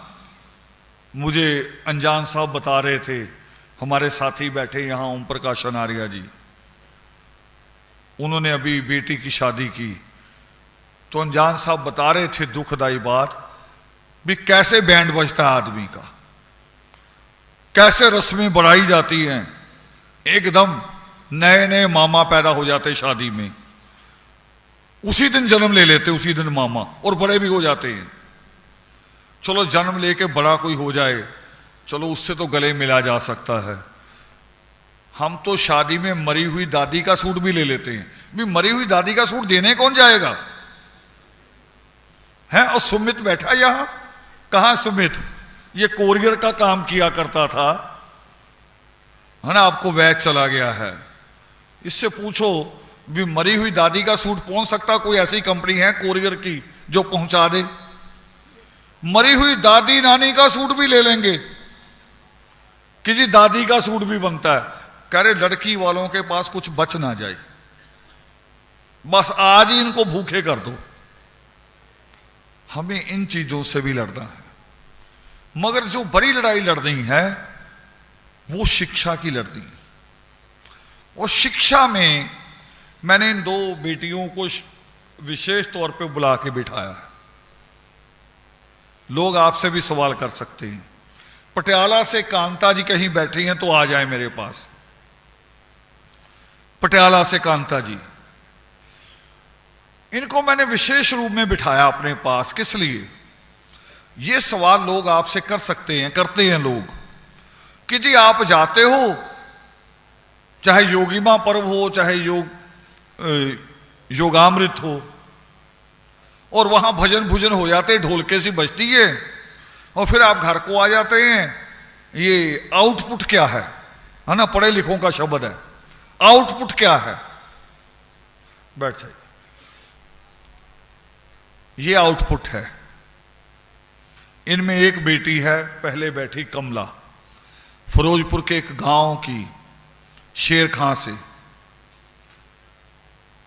इसका भाई भी यहीं मौजूद है, कल से ड्यूटी दे रहा है। इसने जब 12वीं क्लास की, +2 पास किया, +2 तक गांव में स्कूल था, तो इसको इजाजत रही भी जाओ पढ़ लो। अब +2 जब खत्म हुआ तो गांव में आगे का कॉलेज था नहीं, और कमला ने गलती ये कर ली कि मेरे तरह कद निकाल लिया इसने अपना, है ना। बेटी बड़ी बड़ी लगनी शुरू हो गई, और ये सारे लोग, ये इसका परिवार नहीं, हम सारे इससे पीड़ित हैं, पूरा भारत पीड़ित है। लड़की बड़ी लग रही है, लड़की सुंदर है, अब इसको दूर नहीं भेजेंगे, है ना, बिगड़ जाएगी। मुझे जलंधर के एक गांव में कौन सा गांव था वो, घुगशोर था शायद, घुगशोर गांव में गए थे हम लोग, जंदर के एक जगह है, वहां बेटियां मिली मुझे इसी सवाल को लेके। मैंने जब पूरा सत्संग में पूरी बात ही शिक्षा पे कर दी तो वो बेटियां आई, दोनों बहनें मिलने, सगी बहनें। अद्भुत बात बताई। वो कह रही जी हमें दूसरी जगह पढ़ने जाने से तो रोक दिया कि लड़कियों को दूर नहीं भेजेंगे पढ़ने, लड़कियां हैं। और स्कूल तो करी हमने जाना था दिन में, स्कूल तो दिन के ही होते हैं ना, स्कूल कॉलेज दिन में ही होते हैं ना। और अब करी हम गांव के खेत में रात 11 बजे आलू निकाल रही हैं, एक बल्ब लटक रहा खाली, रात 11 बजे तक आलू निकाल रही हैं, और वही मां बाप भेज रहे हैं कि आलू निकाल लो। रात 11 बजे उनको हमारी सुरक्षा नहीं पता कि अब सुरक्षा की जरूरत है, मगर दिन में जो स्कूल जाना था वहां सुरक्षा जोड़ दी। और फिर क्या हुआ, लुधियाना में सेमिनार हुआ। सेमिनार अभी पूरा भी नहीं हुआ, अभी बच्चे बोल रहे थे। सेमिनार का पहला भाग में बच्चे बोलते ना 2-3 घंटे, अभी बच्चे बोल रहे थे। और इसका जो भाई ऐतराज करता था कि बहन को दूर नहीं भेजेंगे, वही भाई सेमिनार में बैठा और सुन रहा, बच्चों को सुना अभी, और चमत्कार हो गया। उठा, बाहर गया, सेमिनार के बाहर, हॉल से बाहर, मोबाइल में लाया, घर फोन किया, और बहन को क्या कहा कि अपने डॉक्यूमेंट रेडी कर ले, कल तुम्हारा एडमिशन होगा शहर में। यह मिसाल है आदर्श परिवार की, यह आउटपुट है। अब ऐसी मिसाल तो आपको मिल जाएंगी, मगर वो जो बगल में बैठी है कविता, ये मिसाल आपको पूरे देश में, पूरी दुनिया में नहीं मिलेगी। इसका भाई भी यही है, आज बहुत बड़ी संख्या में लोगों को लेके नारे लगाता हुआ आ रहा था, गंगाधर। उसका नाम गंगाधर भी बाबा साहब अंबेडकर के बेटे के नाम पे है, और पूरा नाम अब उसका है गंगाधर अंबेडकर। एक सत्संग सुना उसने, केवल एक योगामृत, और सुनने के बाद अब मुझे नहीं पता कौन सी बात उसको ज्यादा अच्छी लग गई। मैंने कहा ना, विचार, अपने विचारों के प्रति ईमानदार भी बनो। देखो उसकी ईमानदारी और उसका संघर्ष कहां था। कविता की शादी के कार्ड छप चुके थे, बढ़ चुके थे। मैं तो इसको कहता हूं, वो कोई एक कार्ड तो मुझे दिखाओ, यानी सारे ही बढ़ चुके थे। जब किसी लड़की की शादी के कार्ड बढ़ चुके हों और भाई आके बहन को कहे कि इधर आप पहले बात करते हैं, आज मैं एक बात सुन के आया हूं बड़ी अच्छी, और बहन को कहे कि शादी कैंसिल कर, पढ़ना जरूरी है, और बहन भी तैयार हो जाए, बताओ कोई मां बाप मानेंगे? कोई मां बाप सहमत होंगे इस बात पे कि कार्ड बढ़ चुके हैं, अब शादी कैंसिल कर दो? और इनके मां बाप भी माने नहीं पहले, दोनों भाई बहनों को कहा खड़े हो जाओ, चलो घर से बाहर। मगर दोनों ने अपनी बात मनवाई, और आज कविता देव समाज कॉलेज की बीए सेकंड ईयर की स्टूडेंट है, शादी टाल दी। ये अद्भुत मिसाल है अपने आप में, ऐसी मिसाल आपको नहीं मिलेगी कहीं। जो बोले सो निर्भय, सृष्टिकर्ता वाल्मीकि। ये आदर्श परिवार की देन है। आप लोगों की जो मेहनत है, वो लुधियाना के वो जो आदि प्रकाश जी, सतपाल जी, मुकेश जी, बहुत सारे साथी लुधियाना के 2 बड़े प्रोग्राम करते हैं, 1.5-2 लाख रुपया एक प्रोग्राम।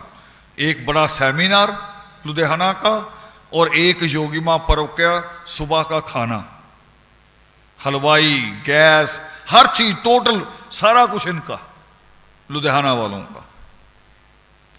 और किस लिए? ये तो मंच पे भी नहीं आते, फोटो भी नहीं खिंचवाते, सेल्फी भी नहीं मारते। आधी टीम तो वहीं बैठी है वाल्मीकि तीर्थ, सुबह का नाश्ता तैयार करवा रही, वो तो यहां भी नहीं है, वो वहां पहुंचे हुए हलवाइयों के साथ। हलवाई रात को कहेंगे कि पानी ला के दो, वो पानी ला के देंगे, कि चना बनना है, पानी अभी ला के दो। उस सेमिनार का परिणाम है ये आया परिणाम। और एक वो मिसाल कांता जी, पटियाला में जन्म हुआ, हरियाणा हिसार में शादी हुई, और शादी के कुछ समय बाद, कुछ सालों बाद पति की मृत्यु हो गई। बच्चे थे, मगर बच्चों में से भी एक बच्चा बचा, उसी को पाला, बड़ा किया, दूसरी शादी की बात नहीं सोची, फिर उसकी शादी की।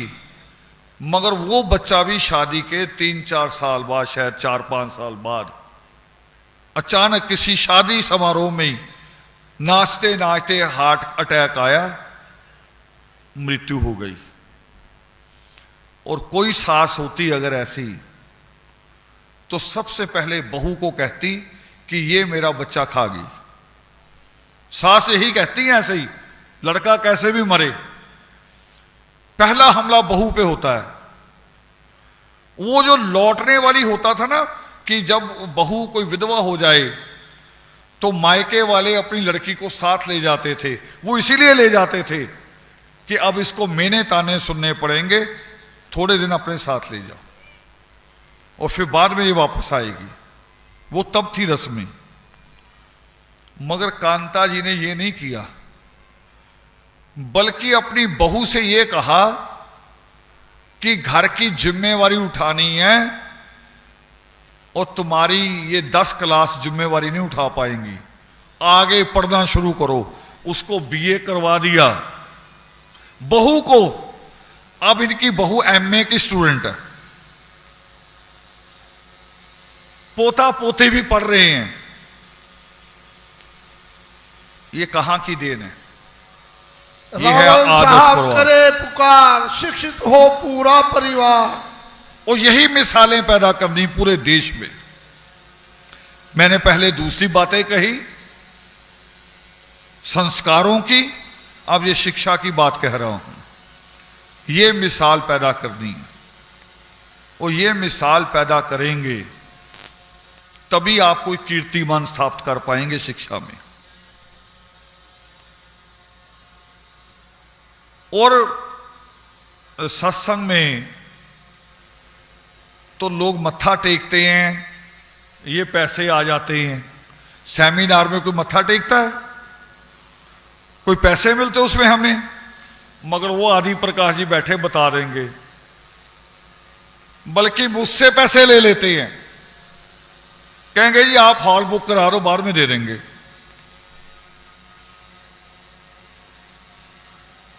मगर हमें ये करना है, पैसा कितना भी खर्च हो जाए, बाकी जगह से पैसा बचाया जाएगा, मगर शिक्षा पे नहीं रोका जाएगा। उस पे हर हालत में करना है। और यहां एक बोर्ड लगा हुआ है आप लोगों के पीछे कि ये जो शादी में शगुन देते हो, जन्मदिन पे जाते हो लिफाफे में डाल के शगुन देते हो, वो शगुन चाहे देने बंद कर दो।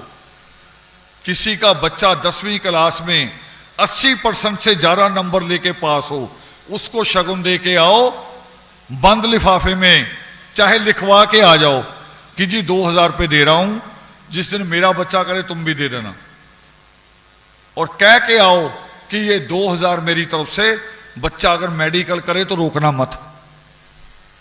और हम सब मिलके अगर देंगे, 500-500 रुपए का शगन भी देंगे, तो बच्चा डॉक्टर बन जाएगा कि नहीं बन जाएगा? कोई मां बाप गरीब रह जाएगा? गरीबी नहीं रहेगी। हम एक दूसरे की गरीबी को अपने ऊपर ले लेंगे। इसकी शुरुआत करो, ये जरूरी है। एक खुशखबरी बता रहा हूं, बाकी सारे सब्जेक्ट काट रहा हूं एक खुशखबरी के साथ। फिर 2 रस्में होनी है। एक रस्म केवल रस्म ही है, अभी उसकी अदायगी नहीं होनी। वो है कि कुछ लोगों को जिनका बहुत बड़ा योगदान हो गया है आदर्श परिवार में, और साइलेंट योगदान। एक तो योगदान होता है ना मेरे जैसे आदमी का, यहां बैठूंगा तो मुझे तो योगदान देना ही देना है, क्योंकि इतनी बड़ी गद्दी पे बिठाओगे तो मैं जागूंगा ही। मगर जो नीचे बैठ के जाग रहा है उसका बड़ा योगदान है, जिसका कोई नाम ही नहीं है। और फिर इस हमारे काम में वो अपने बच्चों का हिस्सा काट के हजारों रुपया भी दे रहा है। उनका बड़ा योगदान है। एक उनको सम्मानित करने का, तो उसमें आज जो लोग सम्मानित किए जा रहे हैं, रस्म अदायगी होगी योगेश्वर परम में, क्योंकि उसके लिए जो चीजें होती जरूरी चाहिए होती हैं उनकी तैयारी नहीं है। खर्चे थोड़े ज्यादा हो गए, हम तैयारी नहीं कर पाए। उसमें एक तो आज वीरपाल शंभू जी की विरांगी, उनको विरांगी श्रेष्ठ की उपाधि से सम्मानित किया गया है। मान लिया जाए आज से अदायगी होगी योगेश्वर परम में। आज के बाद आप उनको जब भी उनका नाम लेंगे विरांगी श्रेष्ठ शब्द जोड़ के नाम लेंगे। और यहां सुभाष जी अगर कहीं हैं नजदीक हैं तो उनको ले आए ऊपर मंच पे ले आइए। दूसरा नाम विरांगी कांता जी आपके बीच में बैठी। आप उठ के रहेंगे, थोड़े एक बार खड़े हो जाइए। सब लोग दर्शन करेंगे कि वो कौन सी मूर्त है जिसका इतना बड़ा त्याग है, इतना बड़ा संकल्प है। और संकल्प है, अब हर शाम घर का खाना बनाने के बाद चंदन जी, प्रोफेसर चंदन जो पटियाला यूनिवर्सिटी में, और कांता जी अपने साथी साथ लेके रोज एक गांव कवर करते हैं। रोज एक गांव संकल्प ले लिया कि 4 घंटे किसी एक गांव में गुजार दें।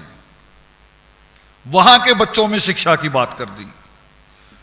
आज इनको भी विरांगी श्रेष्ठ की उपाधि के साथ सम्मानित किया जाता है। जो बोले सो निर्भय, सृष्टि करता जयकारा तो अपने आप लगाओ कि खुशी नहीं हुई। जो बोले सो निर्भय। बैठ जाओ, बैठ जाओ। और एक नाम और है लखनऊ से,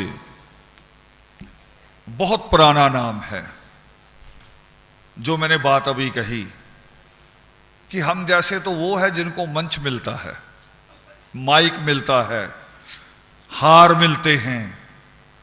मगर कुछ लोग जिनको कुछ भी नहीं मिलता कभी ऐसा, मगर उनके काम में इतना सा भी फर्क नहीं आता, उनकी स्पीड में फर्क नहीं आता। वो उसी रफ्तार से चलते हैं, उसी तरीके से अपना सहयोग करते हैं। वो एक नाम है लखनऊ से,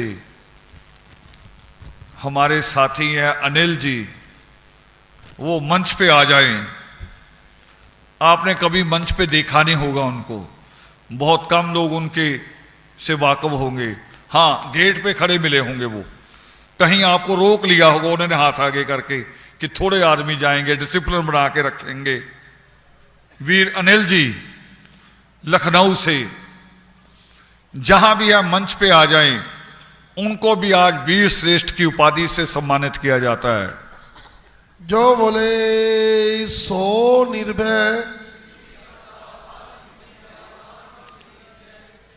घूंघट मत उठाना बेटे, कोई देख ना ले, पहचाने ना, है ना।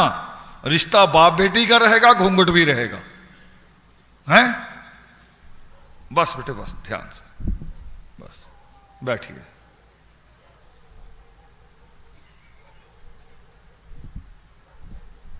ये 3 लोग,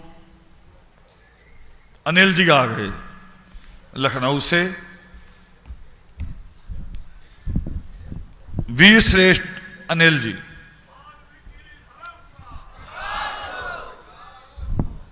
और एक बार बेटे आप भी खड़े हो जाओ दोनों, आपका जिक्र भी किया मैंने, कमला भी और कविता भी। ये वो बच्चे हैं जिनका मैंने जिक्र किया, और इनकी जो आज ये है उसमें ज्यादा बड़ा योगदान इनके भाइयों का है जिन्होंने इनके साथ संकल्प ले लिया।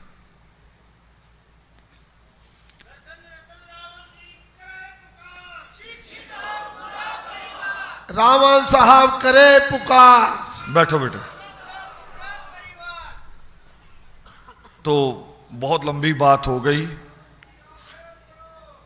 45 मिनट का पीरियड होता है, मैंने 2 घंटे का ले लिया, है ना। थोड़ा नजायज हो गई बात, ज़्यादा लंबी हो गई, और हालांकि मुझे बातें काटनी भी पड़ी बहुत सारी। बस एक खुशखबरी के साथ बात खत्म। और चंडाल साहब, जिन लोगों ने दीक्षा लेनी उनको ले आएंगे आप यहाँ। बस दीक्षा के बाद हम सच्ची प्रार्थना करेंगे। कर लो तैयारी, बिल्कुल एकदम तैयारी कर लो दीक्षा वाले लोगों की। जिन लोगों ने आप बोलेंगे नहीं, बोल मैं रहा हूं, मेरी बात सुनते रहिए। अंतिम बात कहनी, खुशखबरी। कहते ना कि अगर सृष्टिकर्ता वाल्मीकि दयावान लिखते योग सृष्टि में भी कोई ऐसा पुरुषार्थ नहीं है जिसका फल ना मिले, गारंटी है। और मुझे तो अद्भुत ही फल मिल रहा है। पहले वाल्मीकि तीर्थ के बारे में मैं कहा करता था कि मिलेगा तो जरूर, वाल्मीकि तीर्थ बनेगा तो जरूर, मगर शायद हमारे जीवन में नहीं बनेगा, मैं ये कहा करता था। भी समय लगेगा। ईश्वर ने वो भी कृपा कर दी और वो हमारे जीवन में बन गया। और अभी दूसरी एक और नई बात होने जा रही है उस दिशा में। अभी 100% हुई नहीं, मगर दिशा बड़ी अच्छी है। 14 जनवरी को, 14 सृष्टि 2018, अभी जो आज से 14वां दिन, दिल्ली में एक मीटिंग होने जा रही है। और उस मीटिंग को आदर्श नहीं कर रही। कौन कर रहा है? जो आपके सेमिनार में टीचर आते हैं, जो आपके सेमिनार में टीचर आते हैं, उनमें से कोई ब्राह्मण परिवार से है, कोई जमींदार परिवार से है। वो टीचर इकट्ठे होकर मीटिंग कर रहे हैं कि आदर्श की अब अपनी यूनिवर्सिटी होनी चाहिए। 14 को मीटिंग है उनकी। समय लग सकता है यूनिवर्सिटी बनने में, मगर बात देखो कितनी बड़ी कि कोई दूसरा हमारे लिए सोच रहा है कि आदर्श की अपनी यूनिवर्सिटी होनी चाहिए। और मैंने उनसे कहा भी जमीन कौन देगा? वो कह रही दिल्ली सरकार देगी। मैं कहा वो कैसे देगी? केजरीवाल और सिसोदिया को अगर सोते वक्त कोई, जैसे होता ना बच्चे कहते कि पापा गुड नाइट, मतलब भी सोने जा रहे हैं। केजरीवाल और सिसोदिया को अगर सोते वक्त अगर कोई कह दे दर्शन रतन रावण, रावण का नाम ले दे उनके कान में लास्ट में, तो उनको पूरी रात नींद नहीं आएगी। प्रकाश हो, बड़ा भयंकर है उनके लिए ये नाम। और क्यों मैं वो भी बता दूं आपके लिए, जो गर्व की बात, यानी संकल्प इतना ही मजबूत होना चाहिए। हमारे साथ उनकी अटैचमेंट भी हुई थी और देश को यह भी लग रहा था कि केजरीवाल प्रधानमंत्री बन सकता है। लग रहा था ना उस वक्त। ये क्या हो रहा है? मगर उसी वक्त एक वीडियो आ गया मेरे पास केजरीवाल का। वो एक किसी कॉलेज की क्लास में बच्चों से बात कर रहा है और बच्चों ने उससे सवाल पूछा कि आरक्षण पे, जो हमारी रिजर्वेशन है, उस पे आप क्या करोगे जब आपकी सरकार आ जाएगी? आप क्या सोचते हैं? तो उसने बच्चों से कहा कि मेरी सोच ये है कि आरक्षण अगर किसी घर में एक बार मिल गया किसी को, तो दोबारा नहीं मिलना चाहिए। ऐसे धीरे धीरे फिर ये खत्म हो जाए। और केजरीवाल जो बोल रहा था ये बात, उसके सिर पे टोपी पहनी हुई थी, वो अन्ना वाली। वो टोपी इस बात का सबूत थी कि ये पुराना वीडियो नहीं है, ये वीडियो नया है। मैंने वो वीडियो देखा, मैंने योगेंद्र यादव जी को भेजा, मैंने कहा ये देखिए, आप कहते थे कि ये आदमी बदल गया है, मगर इसके दिमाग में तो अभी भी गंदगी है, और ये तो कभी प्रधानमंत्री नहीं बनना चाहिए। तो वो कह रहे बात करेंगे, मगर मैंने उनकी बात पे नहीं, मैंने कहा अच्छा आप अपनी बात करते रहना, आप जो करते हो, मुझे भी तो कुछ करना चाहिए। मैंने उसी वक्त सुबह सुबह ही मैंने टाइप करना शुरू किया आर्टिकल, और लिखा, निकालना आप पिछले रिकॉर्ड में से, ये मेरे फेसबुक में पड़ा है। मैंने लिखा उनको कि मैं आपकी बात से सहमत हो सकता हूं कि जिस परिवार में रिजर्वेशन का एक लाभ आ गया अगर, तो उस परिवार को दूसरा लाभ नहीं मिलना चाहिए, मैं भी सहमत हो सकता हूं, मगर उससे पहले आप बने आरएएस, है ना, आरएएस होता है रेवेन्यू ऑफिसर होता है, आईएएस में से निकलता है। जो आईएएस में से थर्ड क्लास होते ना, जो आईएएस में से थर्ड क्लास रह जाते हैं, वो आरएएस, मगर फिर भी बड़ी चीज होती है। मैं कहा आप आरएएस बन गए, तो एक परिवार में आरएएस एक बहुत था, लाखों तनख्वाह होती, लाखों में उसकी। आप आरएएस पत्री क्यों ले आए साथ? ये पत्री किसी और को दो, एक आरएएस किसी और परिवार में होना चाहिए, अभी दे दो आज ही, हम भी रिजर्वेशन एक ही बार लेंगे। उन्होंने मेरा लिखा हुआ उसी वक्त कापियां निकाली, सारे दफ्तरों में बांट रहे, ये देखो रावण ने क्या लिखा, और योगेंद्र जी से सवाल कर रहे। यानी मैंने उस वक्त परवाह नहीं की कि ये आदमी प्रधानमंत्री हो सकता है और मुझे इसकी चमचागिरी करनी चाहिए, मैंने ये परवाह नहीं की। उसने गलत बोला और मैंने जवाब दे दिया। और मैंने कहा अभी उन टीचरों से, मैंने कहा उनको तो अगर कह दोगे ना कि अभी रावण का फोन आया था, उनकी नींद ही खराब हो जाएगी, तो वो जमीन कैसे देंगे? वो कह रहे जी उनको दूसरा इलेक्शन नहीं लड़ना, पहले इलेक्शन में आपका नाम यूज हुआ है, तो दूसरे में आप खुद कर सकते हो, अगर वो जमीन दे देंगे, नहीं देंगे तो आप हम हरा देंगे, हम आपके साथ खड़े हो जाएंगे।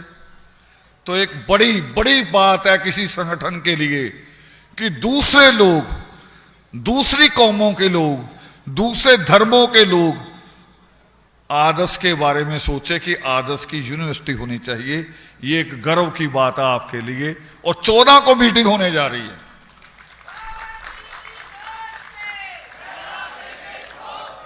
कितने आयाम हैं, कितने एंगल है जहां से काम हो रहा है, हमें पता ही नहीं है। तो ये एक खुशखबरी थी। बाकी बहुत सारे लगभग सब्जेक्ट मैं छोड़ रहा हूं, और एक सूचना बस लास्ट, वो खुशखबरी ने मान ले चाहे उसे सूचना मान ले, वो ये है कि वाल्मीकि तीर्थ बहुत खूबसूरत बना है। अब उसकी अभी वाल्मीकि विजय दिवस निकला तो शिकायतें आई हैं, अखबारों में भी छपा कि उसकी परिक्रमा में दुकानें लगी और लोगों ने उस पर एतराज जताया। इतनी खूबसूरत परिक्रमा वो पब्लिक के लिए, चलने के लिए है, वहां दुकानें नहीं लगनी चाहिए, दुकानें बाहर होनी चाहिए। दरबार साहब की परिक्रमा में कोई दुकान लगती है? अब तो उसकी दीवार से भी हटा दी, दरबार साहब की दीवार के साथ जुड़ी हुई दुकानें जो थी वो भी हटा के दूसरी तरफ कर दी, मगर हमारे तीर्थ के अंदर दुकानें खुले। तो ये सवाल कल को पलट के हमारे ऊपर भी आ सकता था कि अगर दुकानें तो चीज बेचती हैं, ले गया आदमी, खिलौना ले गया, चित्र ले गया, और आप परिक्रमा में लंगर लगाओ तो वहां तो फिर जूठन भी तो बिखरेगी ना। तो ये सवाल आदर्श पे भी खड़ा हो सकता था। एक बात। नंबर 2, ये जो श्लोक लिखा हुआ है, इसमें सबसे पहला वरदान कौन सा हम मांगते परमात्मा से? पहला वरदान कौन सा है इसमें? शांति, जो बाजार से नहीं खरीदी जा सकती। और पावन वाल्मीकि तीर्थ हम किस लिए जाते हैं? अपनी शांति के लिए। और वहां अगर संघर्ष शुरू कर दे हम, या कोई उल्टा काम शुरू कर दे, तो हम अपनी शांति भी खो देंगे, दूसरों की भी खराब करेंगे।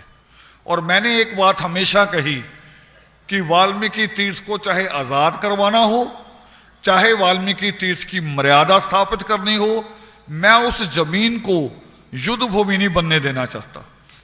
ये मैंने कहा ना बार बार कि युद्ध भूमि नहीं बनाएंगे, कोई और तरीके अडॉप्ट करेंगे। तो अगले साल से हमने एक चीज और बदली है कि सुबह हम मत्था टेकने तो जाएंगे। कुछ लोग तो आज भी मत्था टेकने चले गए पहले ही, क्योंकि कई लोगों का पहली तारीख है, लोगों ने ड्यूटी पे जाना है, वो आज चले गए पहले ही। मत्था टेकने हम जाएंगे सुबह, मगर मत्था टेकने के बाद वो जो लुधियाना की टीम लंगर लगाती थी, अब वो लंगर की जगह बदल जाएगी। हमने जो बॉर्डर पे जगह खरीदी है, अब लंगर वहां लगा करेगा, क्योंकि उसे भी तो बनाना है ना। वहां भी आदमियों का आना जाना शुरू होगा। अगर आप नहीं जाओगे तो जानवर कब्जा कर लेंगे। खरीदी है वो, कब्जे वाली जगह नहीं है, खरीदी या रजिस्ट्री करवाई है उसकी। कोई 1400 से ज्यादा गज जगह है वो, और रोड के ऊपर है, बॉर्डर वाले रोड पे 124 फुट का उसका फ्रंट है, 124 फुट का। तो दरबार वहां बनेगा, प्रसाद वहां लगेगा, अगले साल लंगर वहां लगेगा। ये इसलिए बता रहा हूं कि आप गाड़ियां लेके आते हो तो अपने ड्राइवर को पहले ही कह के लाओगे कि योगी मां पर्व के बाद वाल्मीकि तीर्थ जाएंगे, मत्था टेकने के बाद फिर बॉर्डर वाली जगह पे जाके वहां प्रसाद ग्रहण भी करेंगे और आदि नित्यनेम का पाठ भी करेंगे। जय वाल्मीकि। अब